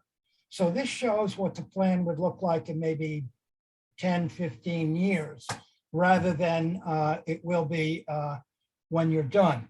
Now, I know you have a lot of issues to correct with the current building, a lot of questions of beautification, etc. But right now, it's hard to figure out what exactly you're proposing to do. When do you intend to have all those cars out of that area? And what steps are you doing to see that that happens? So like I mentioned earlier, now that the eviction moratorium is over, any kind of, letters, threats, et cetera, that we send to the tenant have more teeth in them. I believe the letter, apologies, I'm going to bungle the exact term, but the letter of lease violation, et cetera, is going out tomorrow from the Louderback law firm to the tenant. He's provided 3 days to cure until we're allowed to terminate his lease. Of course, that then winds up in an eviction proceeding, which can take some time. So we are actively working on it. I can't promise an exact, time period for when all of those violations will be cured. And when I've been on the site and my discussions with the inspector, I didn't see any more vehicles with no plates on them.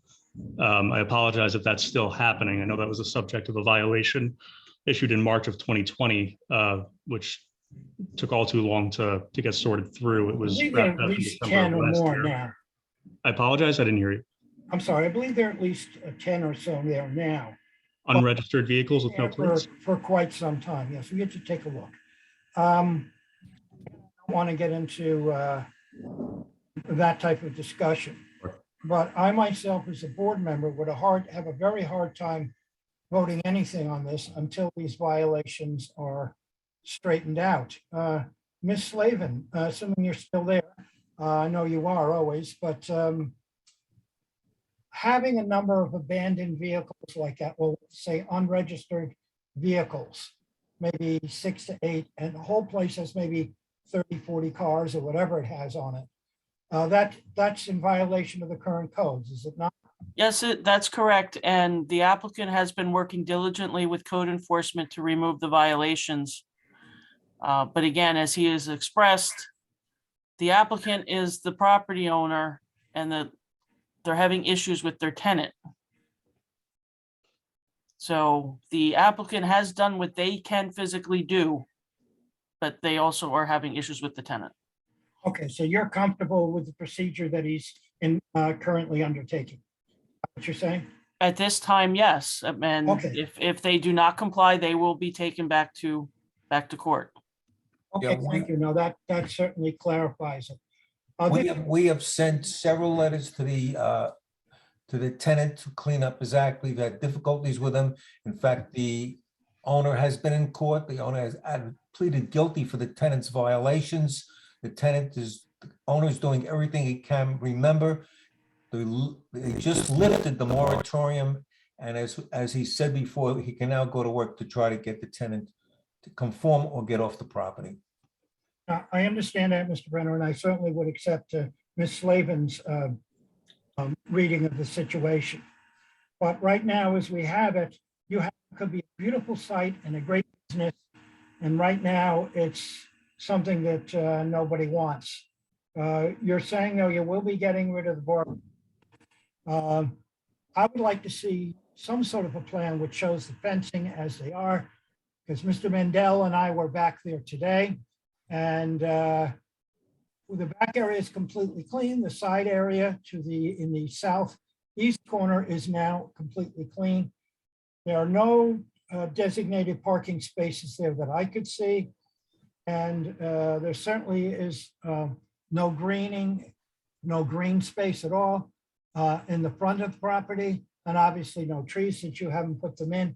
Right now, it looks like something that I'd expect in a decaying urban city rather than what should be typical of what we have in Orangetown. And I know you're aware of this, and I know you'll work on it. Again, I think we're all on your side for improving this, but it's hard to think of what you're going to do in the meantime. One thing I can tell you, it looked like one of your plans had a scale of 1:16, and that's not an engineering scale, obviously. It's an architecture scale. And we should have plans to conform, plans that we could see what's there, and an idea of what it is precisely you're trying to do. And then I think we can work with you. But I think the one thing you could start with immediately is you could consider removing all that barbed wire. It would make this place look a lot more residential and less like some facility in a city which is not in the best of condition. That's it. I would also like to hear, obviously, what the neighbors have to say, but I think you do need to have all these things done, and they should be done, obviously, as expeditiously as you can, and you seem to be wanting to do that. But consider getting rid of the barbed wire right away. I don't think that should be much of an issue. And that's on the entire area. Thank you very much, Mr. Chairman. Thank you, Mr. Dell. Mr. McCrory. Thank you, Chairman. I agree with what the prior member said, so I won't go into that. And obviously, this is going to come back to us, so we can nitpick a little more when we get the full plans. But just my only comments would be, everybody who knows this area knows it's a big mess. It's not a good neighbor. Most of the emails that Mr. Mendel read into the record are against his property. But now it seems to be, I didn't know this, but now it seems to be a landlord-tenant dispute, and that the landlord is trying to make this property better. And that's all we want. I'm sure that's what the neighbors want, is how do we make this property better? And then we can nitpick about what it's going to be.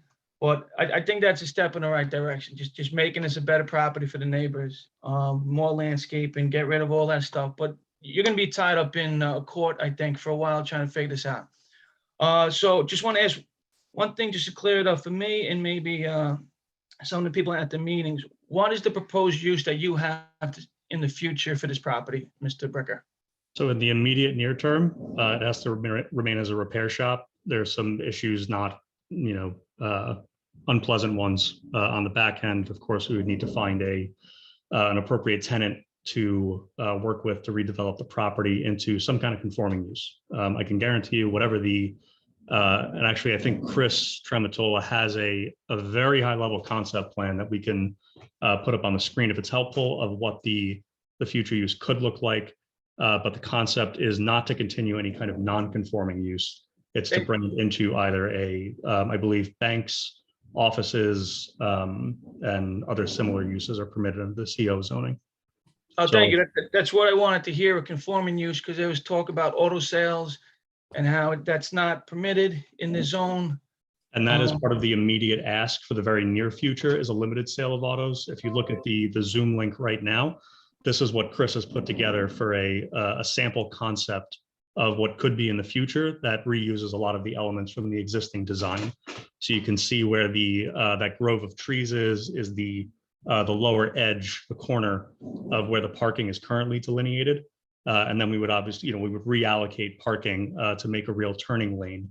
And then that would be hopefully Bank of America is looking to open up a branch in Pearl River, and we can get them to come in and put up a nice new clean building for us. All right. Well, that'll be for another day. So the plans we have here is what we can roll with. So those are my comments. It's a big mess right now, and hopefully we can make it better for the neighbors in the town. So thank you, Mr. Bricker. Thank you, Mr. McCrory. Ms. Lenahan.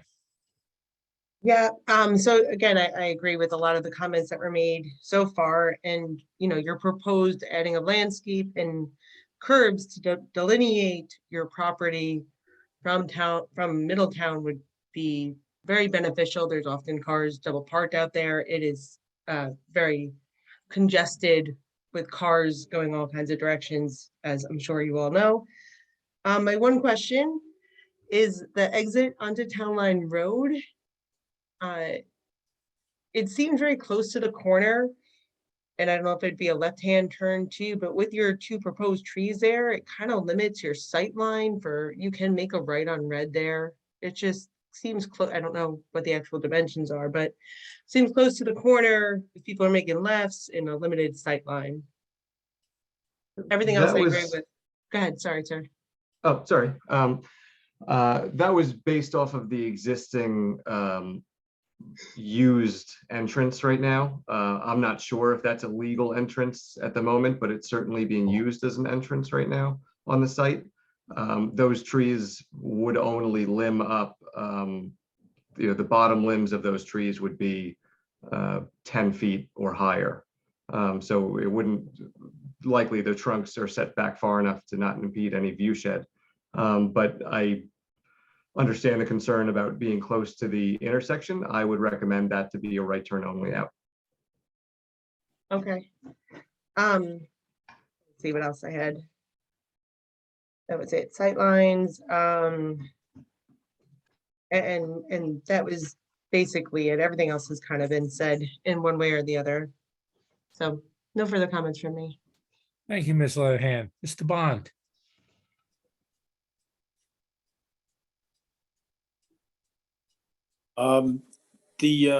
What's your proposal for the use behind the building? I know you're putting chain link fence up to delineate the back of the building.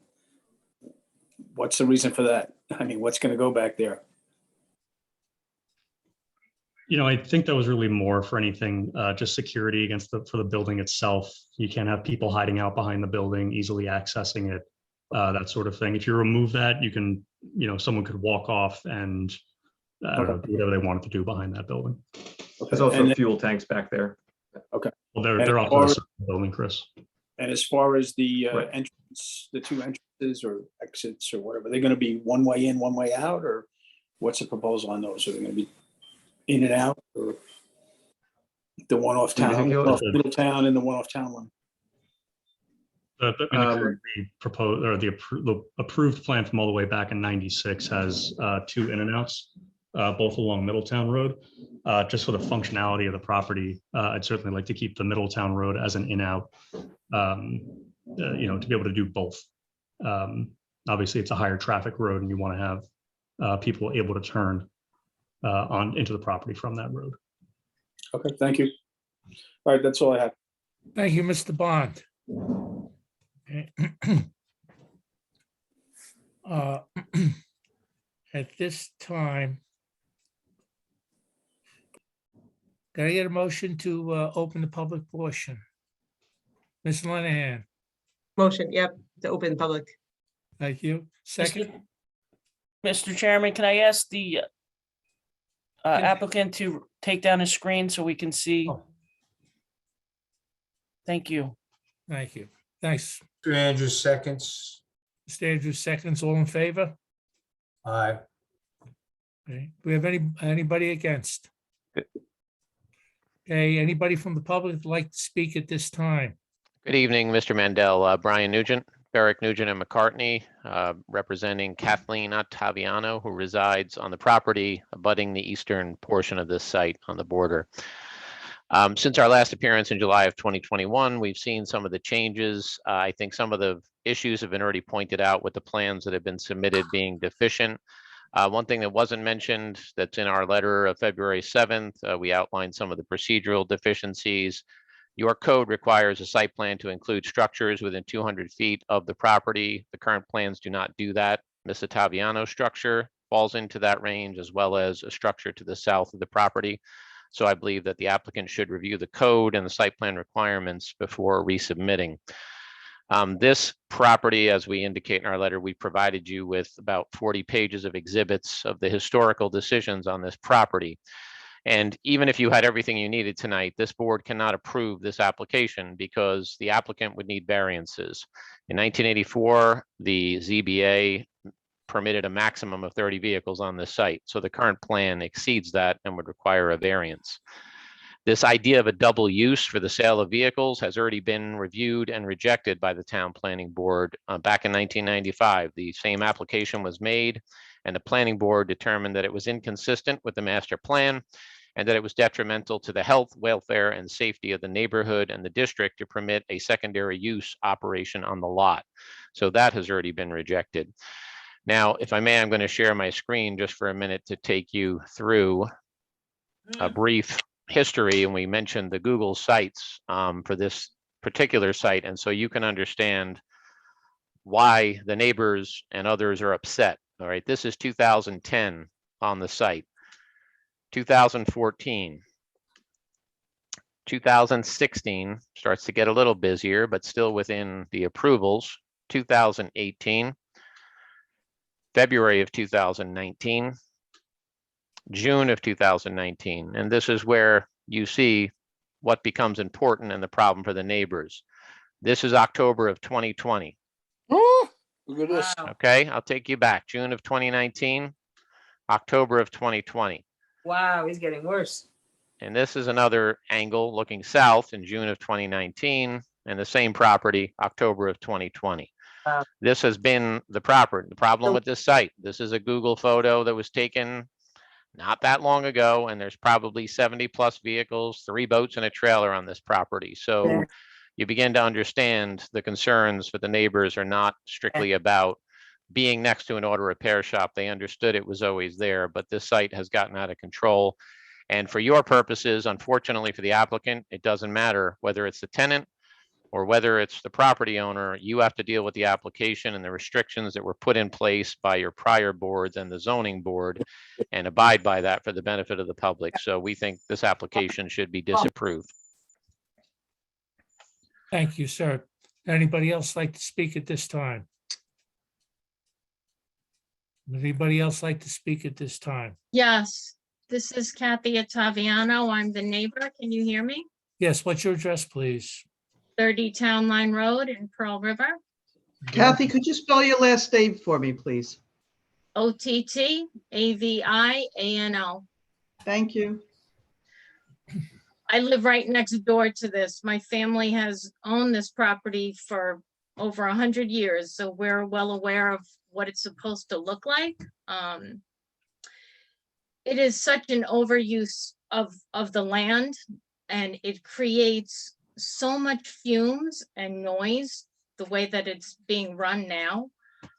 There's also an outdoor compressor that we have tried to bring to the attention of everybody. There's a shed that's an unimproved building in the back. By near where there used to be an outdoor lift, there's a concrete pad. They work on vehicles, not when it's freezing cold, but all summer long, they work on that outside pad out there. A lot of noise, very close to my property with that outdoor compressor running constantly. I don't know if you know what a compressor sounds like. I wish I could play a video sound for you. It's really unbelievable. It's hard to just be outside in my yard and enjoy my property. That happens to be a beautiful piece of property. If anybody goes over there and looks what's next door to Bricker, it's really, it's also as dangerous to walk on the sidewalk that's over there. I don't know if anybody's tried to walk on the sidewalk on Middletown Road with all the vehicles. The leaves are never picked up. There's just leaves all over the road. Blow over to me. There's a lot of different, issues that are maintenance, and I agree with removing the barbed wire. It looks terrible on my side. And I do have pictures of oil stains on the gravel that was put down a couple of years ago. People were parking on the grass before, but then they did put down gravel on top of the grass. And this was after Jim Bricker passed. The maintenance people, the landscape company people did that at Green Valley. I watched them do it, and I did call the town about it. And I do have pictures of, whatever oil, some kind of fuel, whatever stains on that gravel. So I do have concerns about, the condition of the soil and environmentally. I do not agree with having the sale of the vehicles, even if there's just, because it's not really two. Those vehicles that are sitting there without the plates on them are there for the sale. Could you please finish up? Your time's up. Okay. Thank you. Anybody else? Yes. Yes, Thank you. thank you, Mr. Chairman and members of the board. This is Bill and Maureen Hinchy. We're at 38 Town Line Road. I'll keep my comments short. We concur with the statements by Attorney Nugent and certainly the other comments from the members of the board regarding the need for remediation before any site plan is really taken under consideration. One comment that I would have, I think we've all been by a lot of used car lots. I've never seen one in my entire life that has 11 trees in front of where the cars are, positioned to be sold. I don't understand. I'm a big fan of trees. I just don't understand the logic of a plan that has 11 trees, in that position. So that's one comment. I'll let my wife speak now. On landscaping, I'm Maureen Hinchy.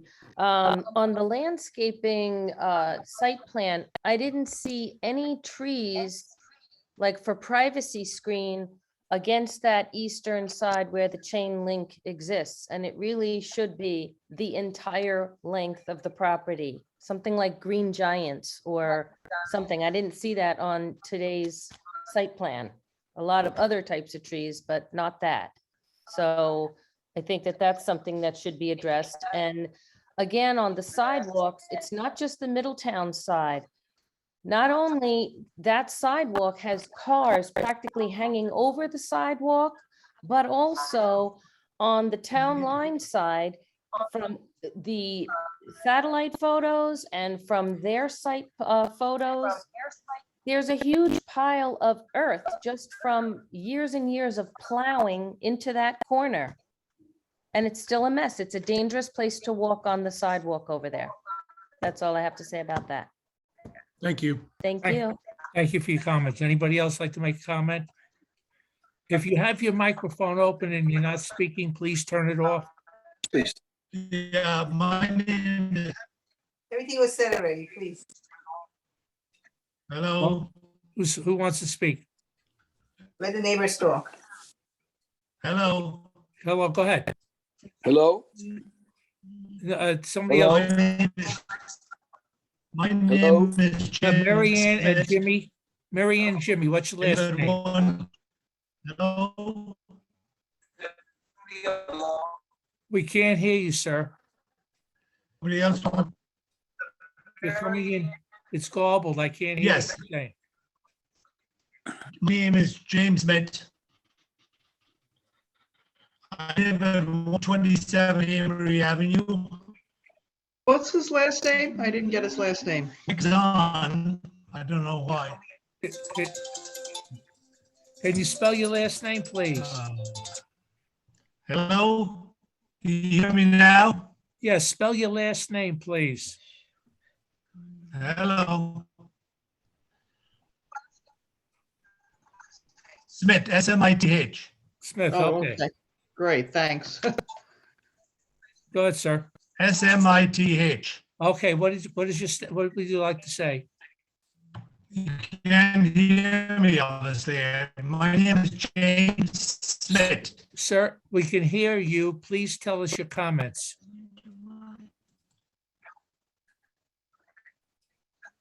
Mike, got it? we gotta move to the next one and let him try again. Okay. Yeah. Uh, Sir, we'll get back to you. Try again when you're not hearing. Please turn your microphone off. I would like to say, Hello? I live on 127 Amory Avenue in Pearl River. Hello, Mike. 33 years. I Excuse live me, directly who's across. speaking? Who's speaking? Okay. I live right directly across from this mess on, What is your name? What is your address, sir?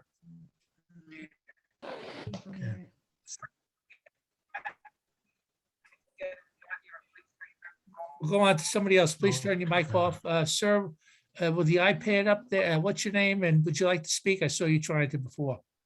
My name is Chris Baust. I live at 59 Violet Drive. Just spell your last name, Chris, please. Baust. Thank you. And, I'm going to keep it short and sweet. But if you go across the bridge into Pearl River and look at the other gas stations, you can see how well organized they are. And a few of them are selling cars on the sideline, but yet that station and that property doesn't display the same structure as they do. So it's something to look at. That's all. Thank you for your comments, sir. Okay. Anybody else like to make a comment? Yeah, I'd like to speak, please. Your name and address, please. My name is Joseph Signorelli, and I live at 165 Springsteen Avenue in Pearl River. Could you just spell your last name for me, sir? Sure, it's Signorile. Thank you. I respectfully disagree with everyone speaking. I think this is a great opportunity for the owner of this property to improve what he has going on, especially in a time where it's been so hard for businesses to compete in this pandemic. I think to deny him the opportunity to rebrand his business would be a shame. And I think everyone deserves the opportunity to fix and build on what's going on right now. And that's all I have to say. Thank you, sir. Anybody else have comment? Does anybody else have a comment? Not hearing anybody else. Do I have a motion to close the public portion? Yes, Mr. Bond, Adele. Yes, I just wanted to know our town attorney's take on all of this and if he has any general comments As to what legal issue? as to whatever he might see.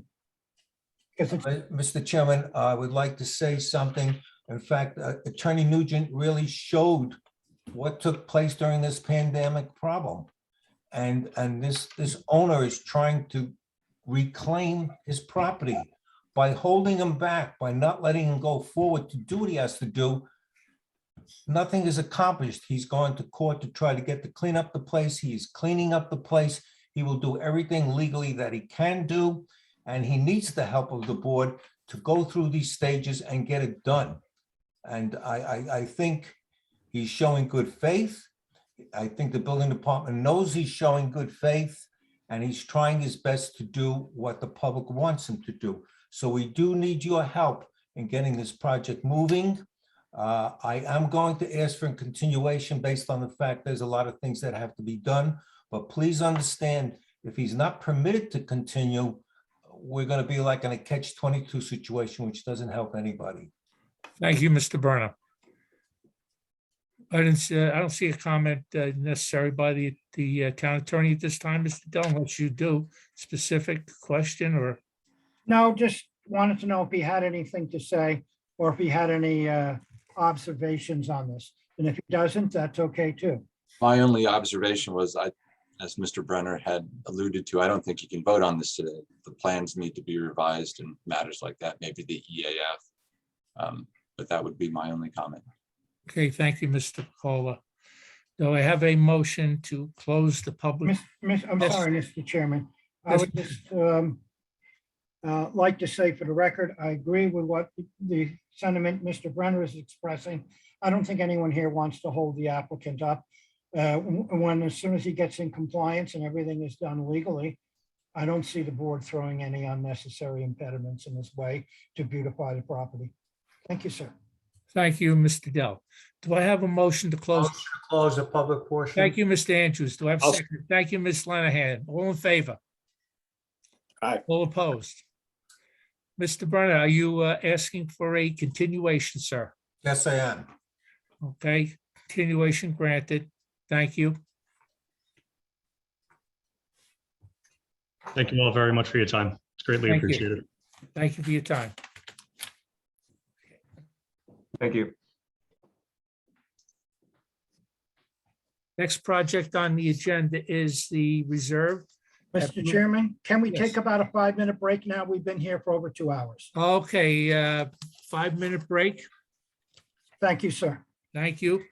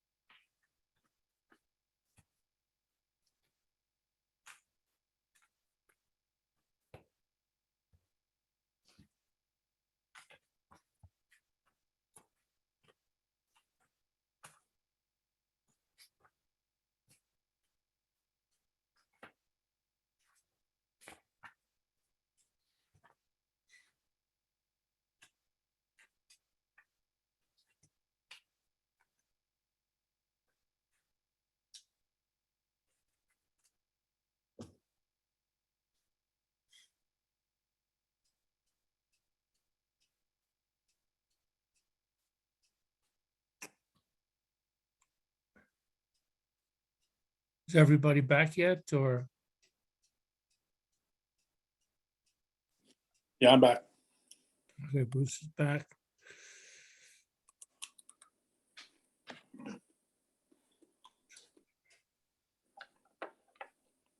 All right, everybody's back. Jane, you back with us?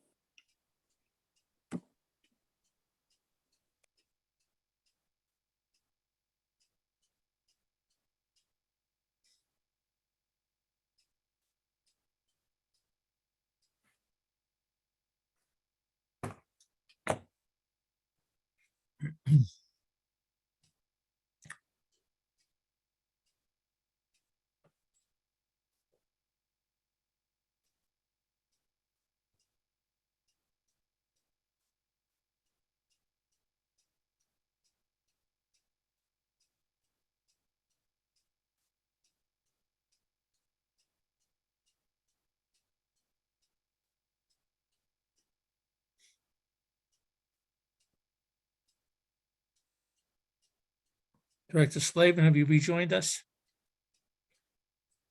Yes, I'm here. Okay. Caitlin, you here with us? I'm here. Okay. Emery, you still with us? Yep, I am. Okay. The planning board meeting of February 9th, 2022 is reconvened after a short recess. Next project on the agenda for tonight is the reserve at Blue Hill Plaza. Would you, Mr. Brenner, who's here representing the project tonight, and can you give us a brief summary? Yes, I will. The architect is here, the engineer is here, and the owner is here. I will give you a brief summary of the project. We appeared before the town board last year, and on July 13th, local law 7 of 2021, the town board granted the zone change 2-pack and approved a 110 units to be built in this project. This builder is very familiar with the town of Orangetown. He's built Club 1, he's built Club 2. It has been a very successful planned adult community project. The first project was rented out immediately. The second project, which is being completed right now, is pretty much rented out. He's now going into the third project. The third project is being built on the old Hunter Douglas parcel, which is primarily to the south of Club 2. It has been a very successful project to the town. It's been tax-wise very profitable. For the residents of the town, they've been able to live in this community at reasonable rents, and it's been very successful where they can live in the community, stay in the community, and most of the residents, by the way, do come from the community. I think I can put the engineer on now. He can explain the project to you, and then we'll go from that point on. So Diego, you here? Sure. Can everybody hear me? Yes, they can. It's open. Good evening, everybody. For the record, Diego Villarreal with JMC. We're the engineers, planners, landscape architects for the applicant. Diego, I did provide you the ability to share your screen if you'd like to. Perfect. I was just going to ask for permission. If it's okay, I would like to share my screen. I have a couple of exhibits that I can share with the board. I'd like to start with this one just very quickly, just to orient everyone before we dive into the details of the plan. This plan just zooms out, gives you a little bit of context relative to the surrounding roadways. On the bottom of the page, you'll see Veterans Memorial Drive down here, and then you'll see Blue Hill Plaza on the right-hand side of the page here, which provides access to the property. The property is highlighted in red. It's the back portion of the property here. It's approximately 23 acres in size, a little bit less than 23 acres. And you could see its proximity to the club at Pearl River Phase 2, which is just to the north of it. Sorry for the orientation, everybody. North is actually in the down direction here, just to make it a little bit more confusing. So just to the north is the club at Pearl River Phase 2, and this is the Phase 3 portion of it, and it's been titled the Reserve at Pearl River. The property itself is very similar in nature from a topographical standpoint. It starts at a high point on the northwestern side of it here up against Blue Hill Plaza, and everything drains in this downhill direction towards the wetland area that's located between Phase 1 and Phases 2 and 3. The property is currently undeveloped, and the project as currently proposed is very similar to Phase 2. The idea was to utilize a building that worked with the topography, that was built into the hillside, similar to what we did with Phase 2. And that really allowed us just to consolidate and limit the overall development area itself. The next exhibit here, this is a rendering of the site plan, just a little bit easier to get into some of the details. I'm going to start on the northern portion of the site here. Everybody still sees my screen, right? Yep. The access, as we had spoken about, comes in off of Blue Hill Plaza. The access will be a combined access with Phase 2. It's already been designed in that fashion, and it's already been constructed in that fashion. And that's that lighter gray area that you see here. This driveway was constructed as part of the Phase 2 portion of the project. We're going to utilize the same access, so no new access points off of Blue Hill Plaza. And as you come in, there will be signage. You'll see it right in this location here that'll direct you to the Reserve project. When you come in, the clubhouse will be located immediately to your right. It's going to sit at just a little bit of a higher elevation. So you come into this intersection here and you could come off to the right, and that's where the clubhouse is located. The clubhouse is an amenity package for the residents, similar to what was proposed at Phases 1 and 2. The clubhouse is for this project only. Each phase has its own clubhouse and own amenity packages so that there's not overlap between the different ones.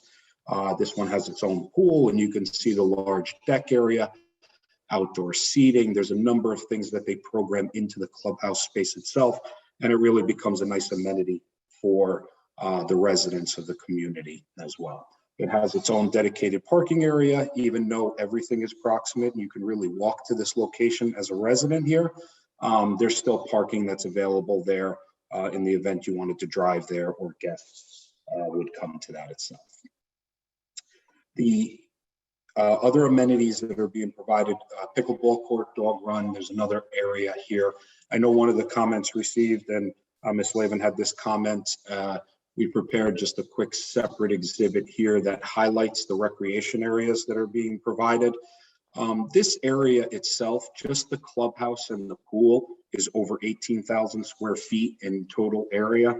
And then the pickleball courts, dog run area, and this other walkway here is over 15,000 square feet.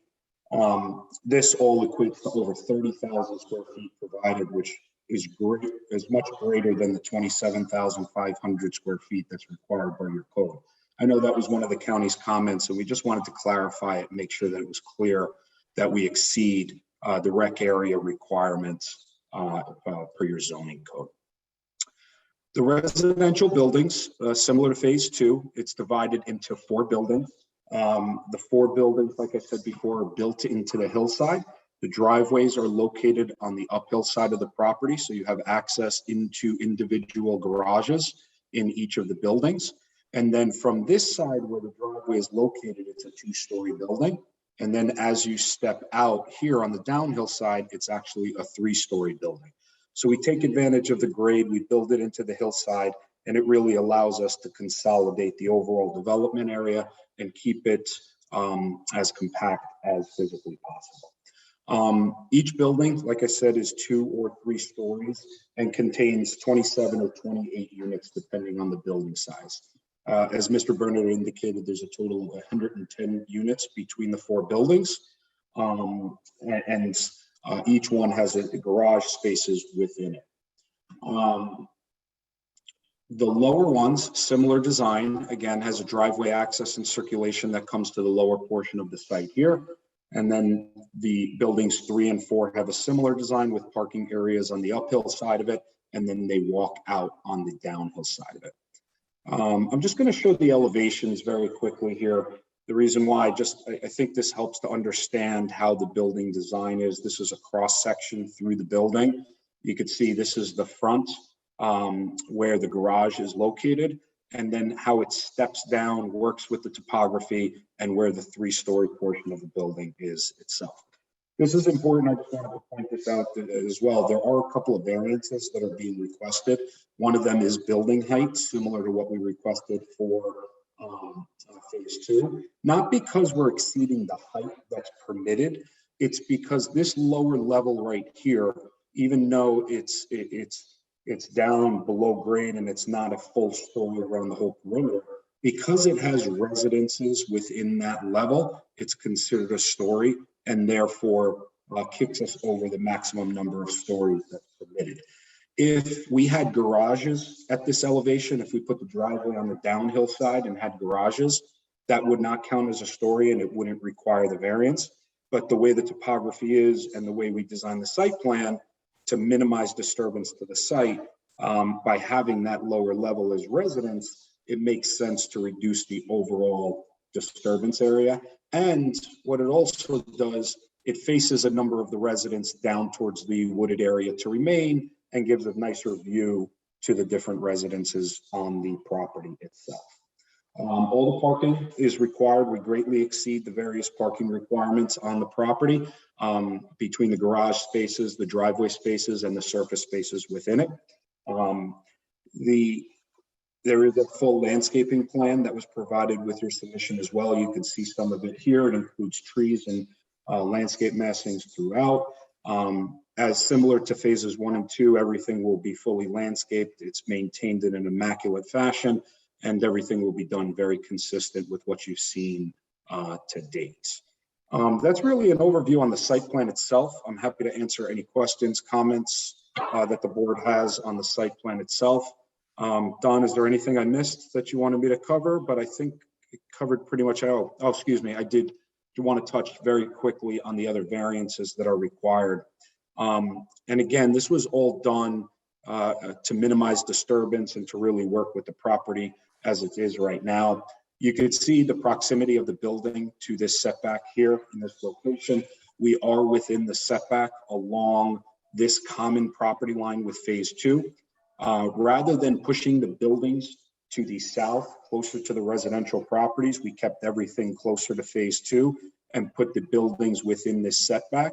Again, it is within the setback of the common property line, and we thought it'd be appropriate to request a variance for that, as well as within the buffer. There is a 50-foot buffer in this area that's required, and the dog run encroaches into that buffer space. Again, it's a common property line between the two, and we thought it would be appropriate to ask for that variance from the zoning board as well. Again, this just allows us to keep the whole development a little further north, keep it further from the residents on the southern portion of the site, and it consolidates everything closer to there. So I forgot, I just wanted to touch on that very quickly because we are going to the zoning board for a few variances. Thank you. Can we get back to the full screen? Of course. Thank you. Sharing. There you go. Oh, thank you very much. Just before we start, I just wanted to read a couple of comments and then ask for decisions or statements or opinions by Director Slavin and the Town Attorney Picola on that. If we look at, as per Building Department comments dated 2/4/22, revised 2/7/22, page 2, Chapter 43, Article 4.6, PAC floating zone, 4.612 procedures D, subdivision 1, states no site development plan or subdivision plot shall receive preliminary approval by the planning board unless the plot or plan proposed for such approval shall first have been referred back to the town board for its review. And the town board shall have adopted a resolution evidencing the fact that the proposed plat or plan does not substantially deviate from the final concept plan or layout presented to and reviewed by the town board as part of the zone change process. The adoption of such a resolution shall appear as a map note on any approved plat or plan. Sorry about the cuckoo. And the second comment is Rockland County Planning. Uh,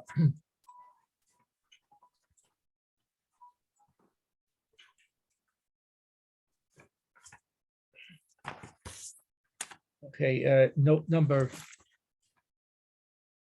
Okay, Rockland County Planning 121-22, comment number 1, the town board resolution passed on 7/13/21 regarding the bonus density must be revised. Okay, because there's a difference between the gross acreage determined of 22.58 for the site and the net lot area of 21.42 acres calculated for the bonus density used as part of the Rockland County planning. But as far as the applicant having to go back to the town board, if they have to go back to the town board for clarification or for the stating that it is in compliance with the zone change process, would we even bother to continue on at this point tonight? Based upon the fact that we really can't do anything without the approval of the town board. Okay, I was asking if we can get it from, do we have Mr. Brenner, do we have a new date set before the town board? I have already spoken to the town attorney and he's going to be putting me on the agenda next Tuesday. There's a town board meeting where we will review this and try to get the confirmation from the town board as to their local law.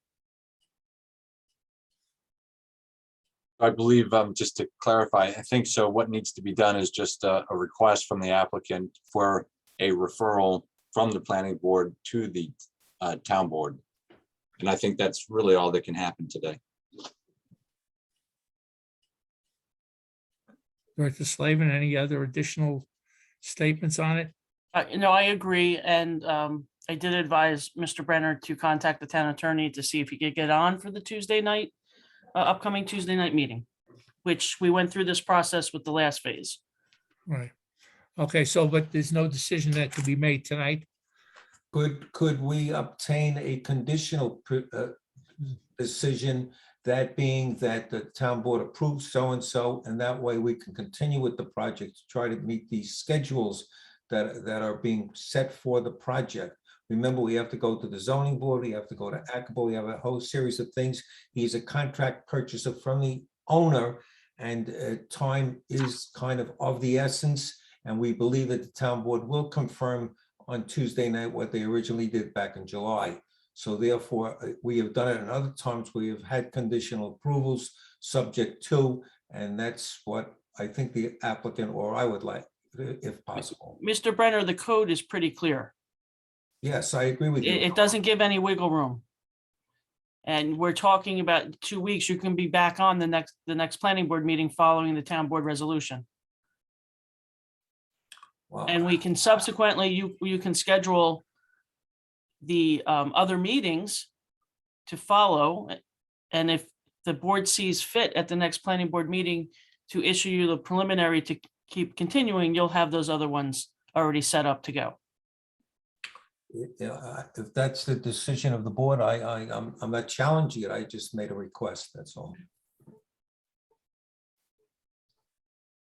Let me just add, the code provision says you can't give preliminary. So you can't even get preliminary. We have had situations where we've had what they call provisional approval subject to this taking place. So we really don't have the approval until the town board says yes, but at least it cuts the time period down. And we're not going to get preliminary, but we could have a concept of a preliminary provisional approval based on the fact what the town board's going to do next week. Donald, I don't think that a provisional approval has ever been granted to my knowledge.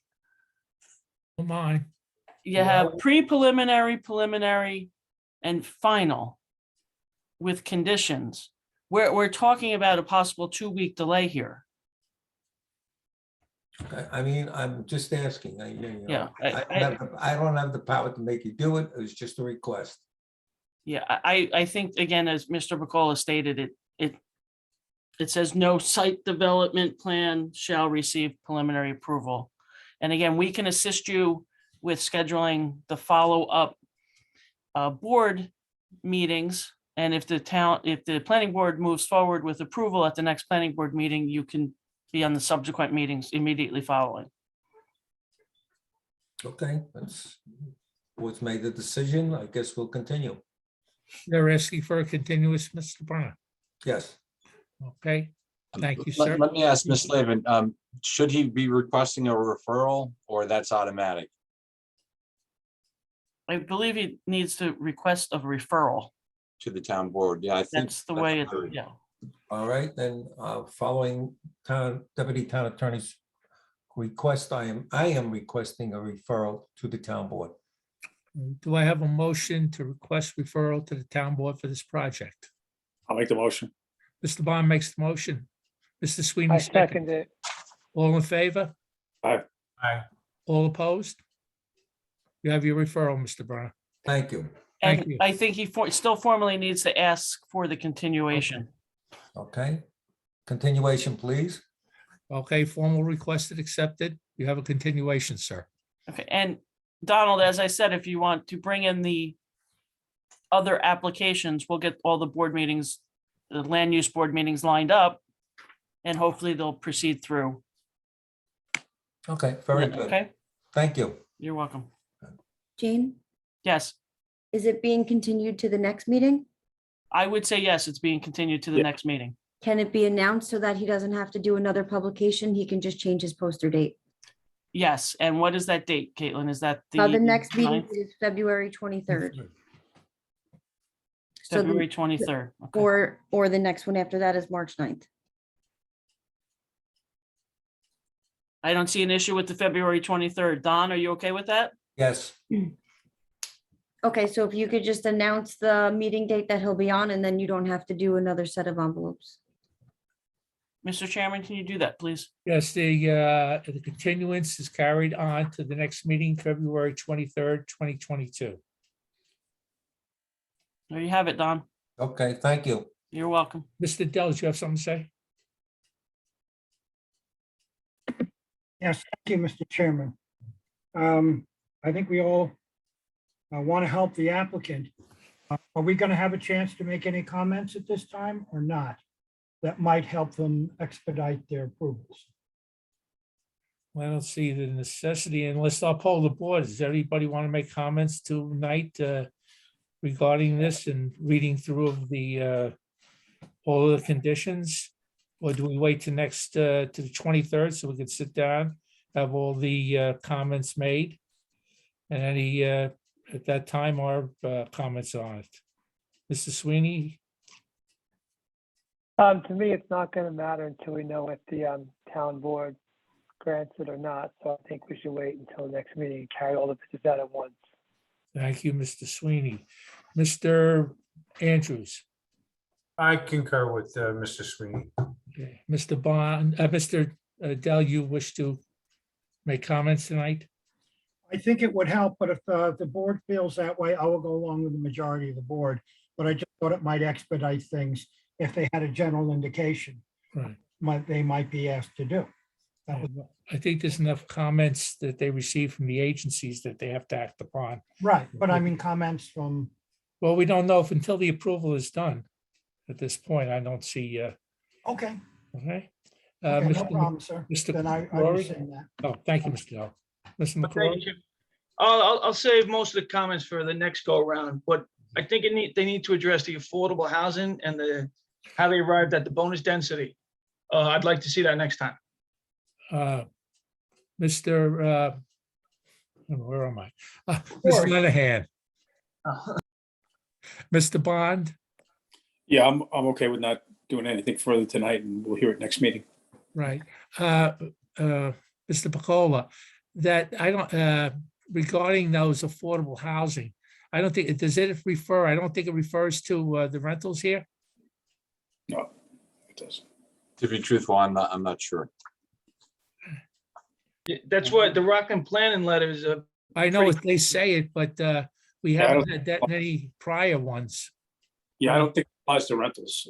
If they were condos, it definitely would, but. Yes, but not, I don't think we've seen that at any rental property so far. Mr. Pacola, Yeah. Ms. Could- Slavin? Ms. Slavin?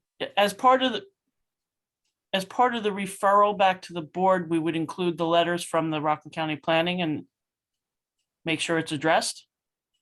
I think that's a very good idea. Yeah, I think that the town board should have the benefit of everything that we've had today.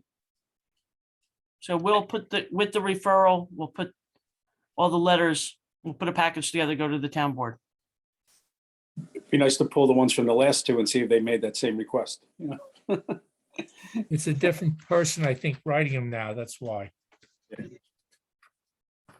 It's been the decision on apartments not to have affordable apartments in this situation because these apartments are being rented at reasonable rates for the Pearl River residents or the town of Orangetown residents. Okay.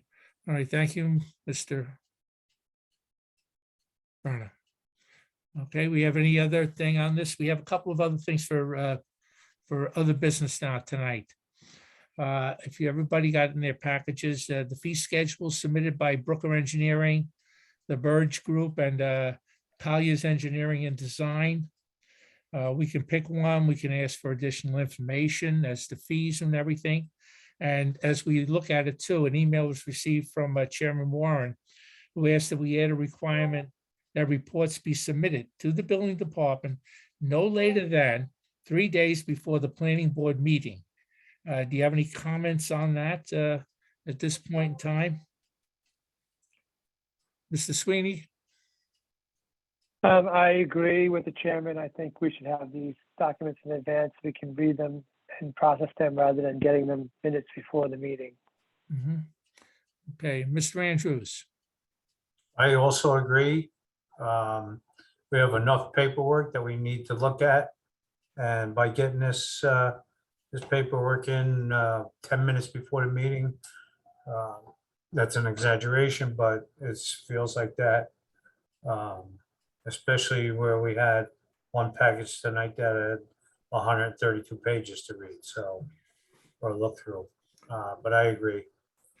Mr. Dell? Thank you, Mr. Chairman. Yes, I very much agree. Also, too, as most of the members know, we're required to take a hard look at everything to make a considered judgment. And I think it's hard to do either if you get something 10 minutes before a meeting. There was a time in the past on some things with boards where there was an attempt to get things through by giving us no time, but that certainly never came from any of our representatives. It came from primarily from the direction of some applicants. So I think at this point, yes, we should definitely have the 3-day. I think we should have the 3-day on everything myself, but you know, we do it. Thank you very much, sir. Thank you, Mr. McCrory. Yep, I agree with that request. Thank you, Ms. Lenahan. I agree. Thank you, Mr. Bond. What does 3-day mean? It has to be in Monday? I guess it will be Monday Sure. morning. Or, I mean, you probably should put a time frame in, you know, I Yeah. mean, I guess Monday morning would make it Monday before noon.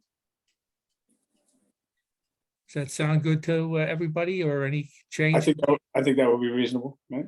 Okay, so who would send back the letter to the 3 people who submitted the schedules if they're still interested that they would have to submit their reports before noon Monday of the meeting? Would that be sent out by Our office will do it. I also just mentioned that if you look at the rates, yeah, there are 3 considerably different rates. right. So And I'm not sure how that technically works because yes, Jane, do you mind sharing that on the screen? I can't find that. no, I don't have that in the PDF form. well, Maybe it's in my stack of paper. I'll just look. It was probably on the top. Right.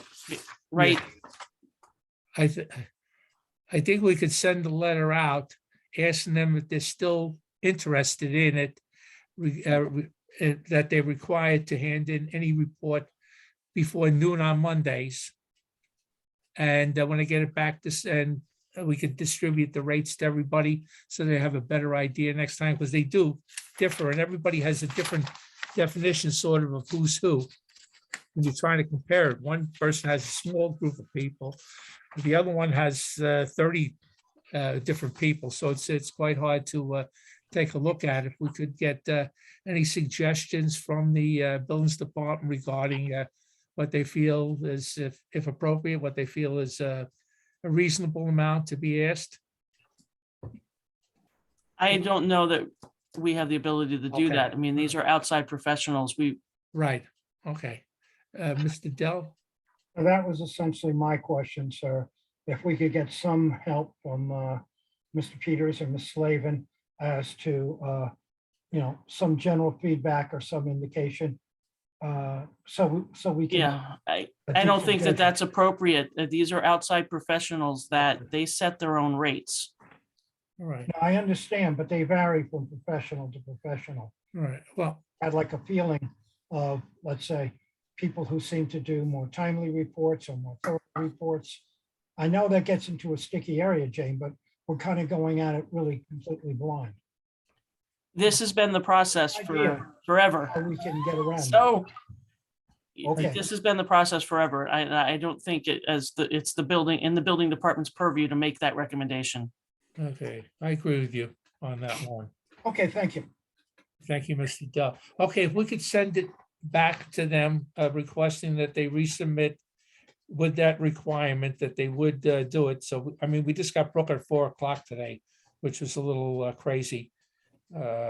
If we could send it out to them, and in the meantime, send everybody, Caitlin, if we could get the 3 different proposals from the 3 different companies sent out to, or emailed out to all the members of the board, so they could take a look at it. So next time we can make a decision. Okay, Thank you. And one, is everybody in favor of that at this point? Yeah, that's fine. Okay, all right, any objection? Okay, thank you. And the only other thing we have to do, we don't have to do it tonight, or we do it when Mr. Warren comes back, but we do have to officially elect the acting chairman for the meeting, so that person, when Mr. Warren is absent, can sign off, or when he takes vacation, they can sign off on the different building plans as required. So does anybody want to do that tonight, or? Well, Mike, wouldn't you just necessarily make somebody the vice chair and then they would take over the meeting when Warren's not there? Well, that would be it. We'd That's have what to, we the did in board the would have past. to vote on the vice chairman then. Yeah, right. So if you want to do it tonight, someone's got to make a motion. I don't want a motion for myself, but I'll make a motion for Mike Mandel, vice chair. Seconded. You did good. thank you. All in favor? Aye. Thank you. You need a second, you need a second, right? Oh, Second. 2 seconds. I Adam. second. Oh, okay, second. All in favor? Yes, Bruce made the motion, Denise, second, all in favor. Ah, Aye.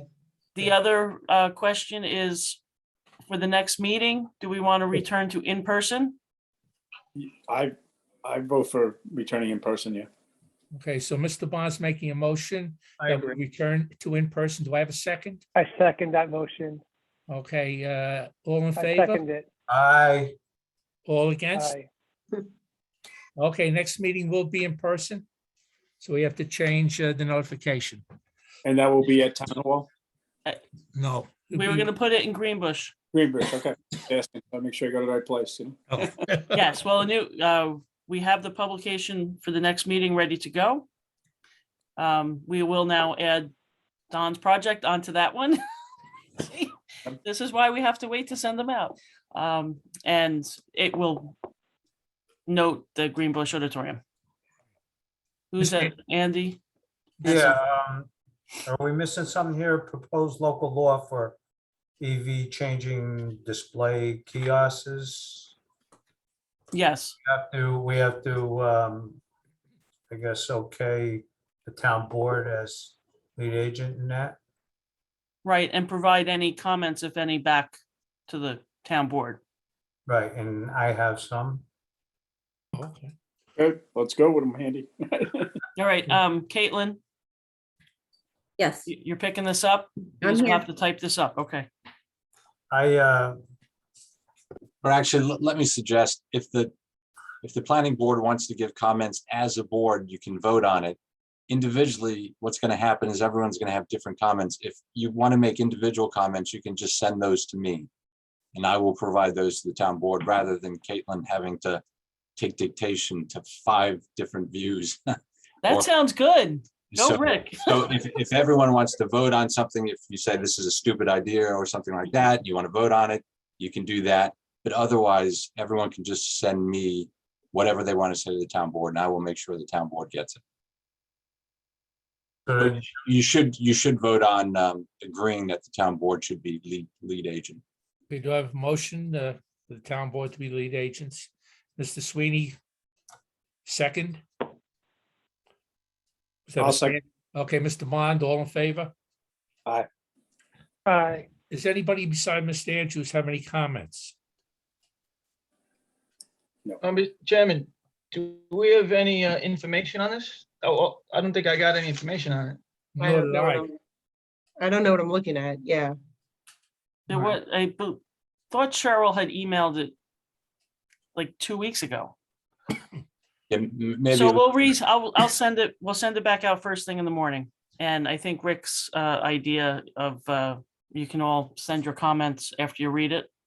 I can briefly explain it if you'd like. Yeah, that would be nice. And Jane, do you want me to? Sure, absolutely, Rick. Yeah, I think what had happened was there was actually an application before Akabor. I think it was before Akabor. Yes. For EV charging stations. And I don't think it was clear that there was also supposed to be a display which allowed advertisements. When that came up, Akabor looked at our town code and said, hey, you can't do this. It's prohibited, which it is. There are certain exceptions, for example, Lions Clubs, the fire department, which has one right across from town hall. So you can't do it. And when they were notified that, I think the attorney for the applicant or the applicant hired an attorney to talk to the town supervisor and perhaps other people in the town, asking that we allow this. There are some other jurisdictions that allow these, but the idea is that they're charging stations. If you have an electric vehicle, you can charge and you don't have to pay anything. But how they subsidize themselves is they have a display like a TV monitor that has advertisements. So that's what it is, free charging, but there's a display monitor, and that display monitor is considered a sign under our town code. As I said before, right now that's prohibited. So this is to allow that. The town supervisor asked me just to draft up a basic law, and it's very short. It's like a page long that allows this. So that's what I did. How did they allow gas stations to do that?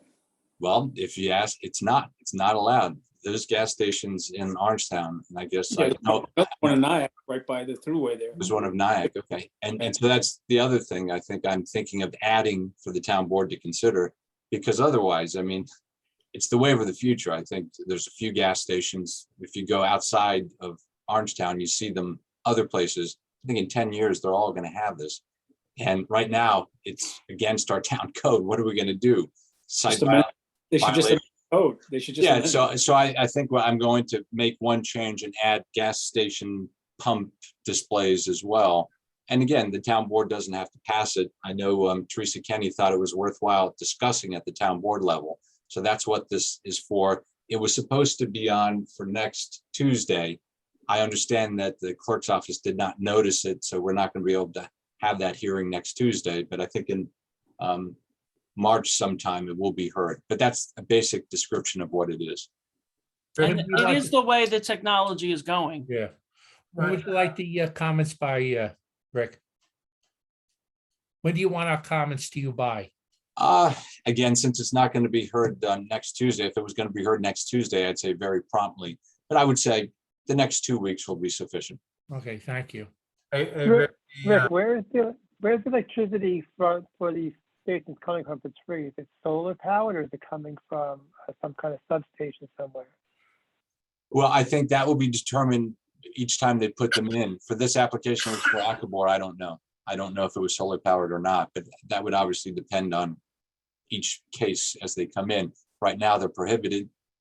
And, you know, that means that these gas stations are in violation. But it seems perhaps kind of silly to issue them violation notices and take down your pump and put up one without, especially if in 10 years, every pump is going to have something like this. Andy? I remember when I was in Akapor, there's a car wash down on the end of 304 who wanted to put up a kiosk similar to this, and because it wasn't in our code, we denied him of it. But I'm just letting you know, Rick, maybe you should write it for more than just gas stations. Because it could start, it could open up a can of worms with other people who might want to do these kiosks. I mean, Well, I think that's the thing. I mean, we prohibit it for a reason, which is, we don't want signs on the side of the road with moving figures and things that are going to distract drivers. One benefit of this is they're not going to be on the side of the road. They're going to be in the middle of properties, in the middle of parking lots. So you're not going to be able to see it from the lot line or from the public road. And I agree with you. I don't think we want, the reason we prohibited it was they're flashy. Sometimes they're unattractive. We don't want Orangetown to look like Las Vegas.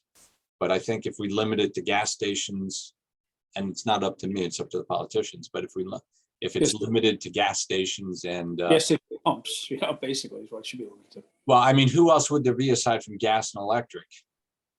Right, but it should just be limited to the pumps that they have to have on the pump. Yes, exactly. And, and you can come up with a size too, a maximum size. Well, there is. I mean, the code not provision, there needs to be a minimum distance from lot lines and from roads. There's a limit on the size. So that stuff is in there. all right. We'll send it out to everybody in the morning. Okay, thanks, Jay. Do I have a motion to adjourn? Wait. Oh. Can you we need to accept the minutes from last meeting. Okay, I'll make a motion to accept the minutes. Mr. Sweeney, Second second. it. All in favor? Aye. Aye. Opposed? Now, do I have a motion to adjourn? Make a motion to adjourn. Andrews, I'll second. Second. Sweeney, seconds. All in favor? Aye. Aye. Good Aye. night, all. Thank you. Good night, everyone. Thank you. Thank you. Thank you.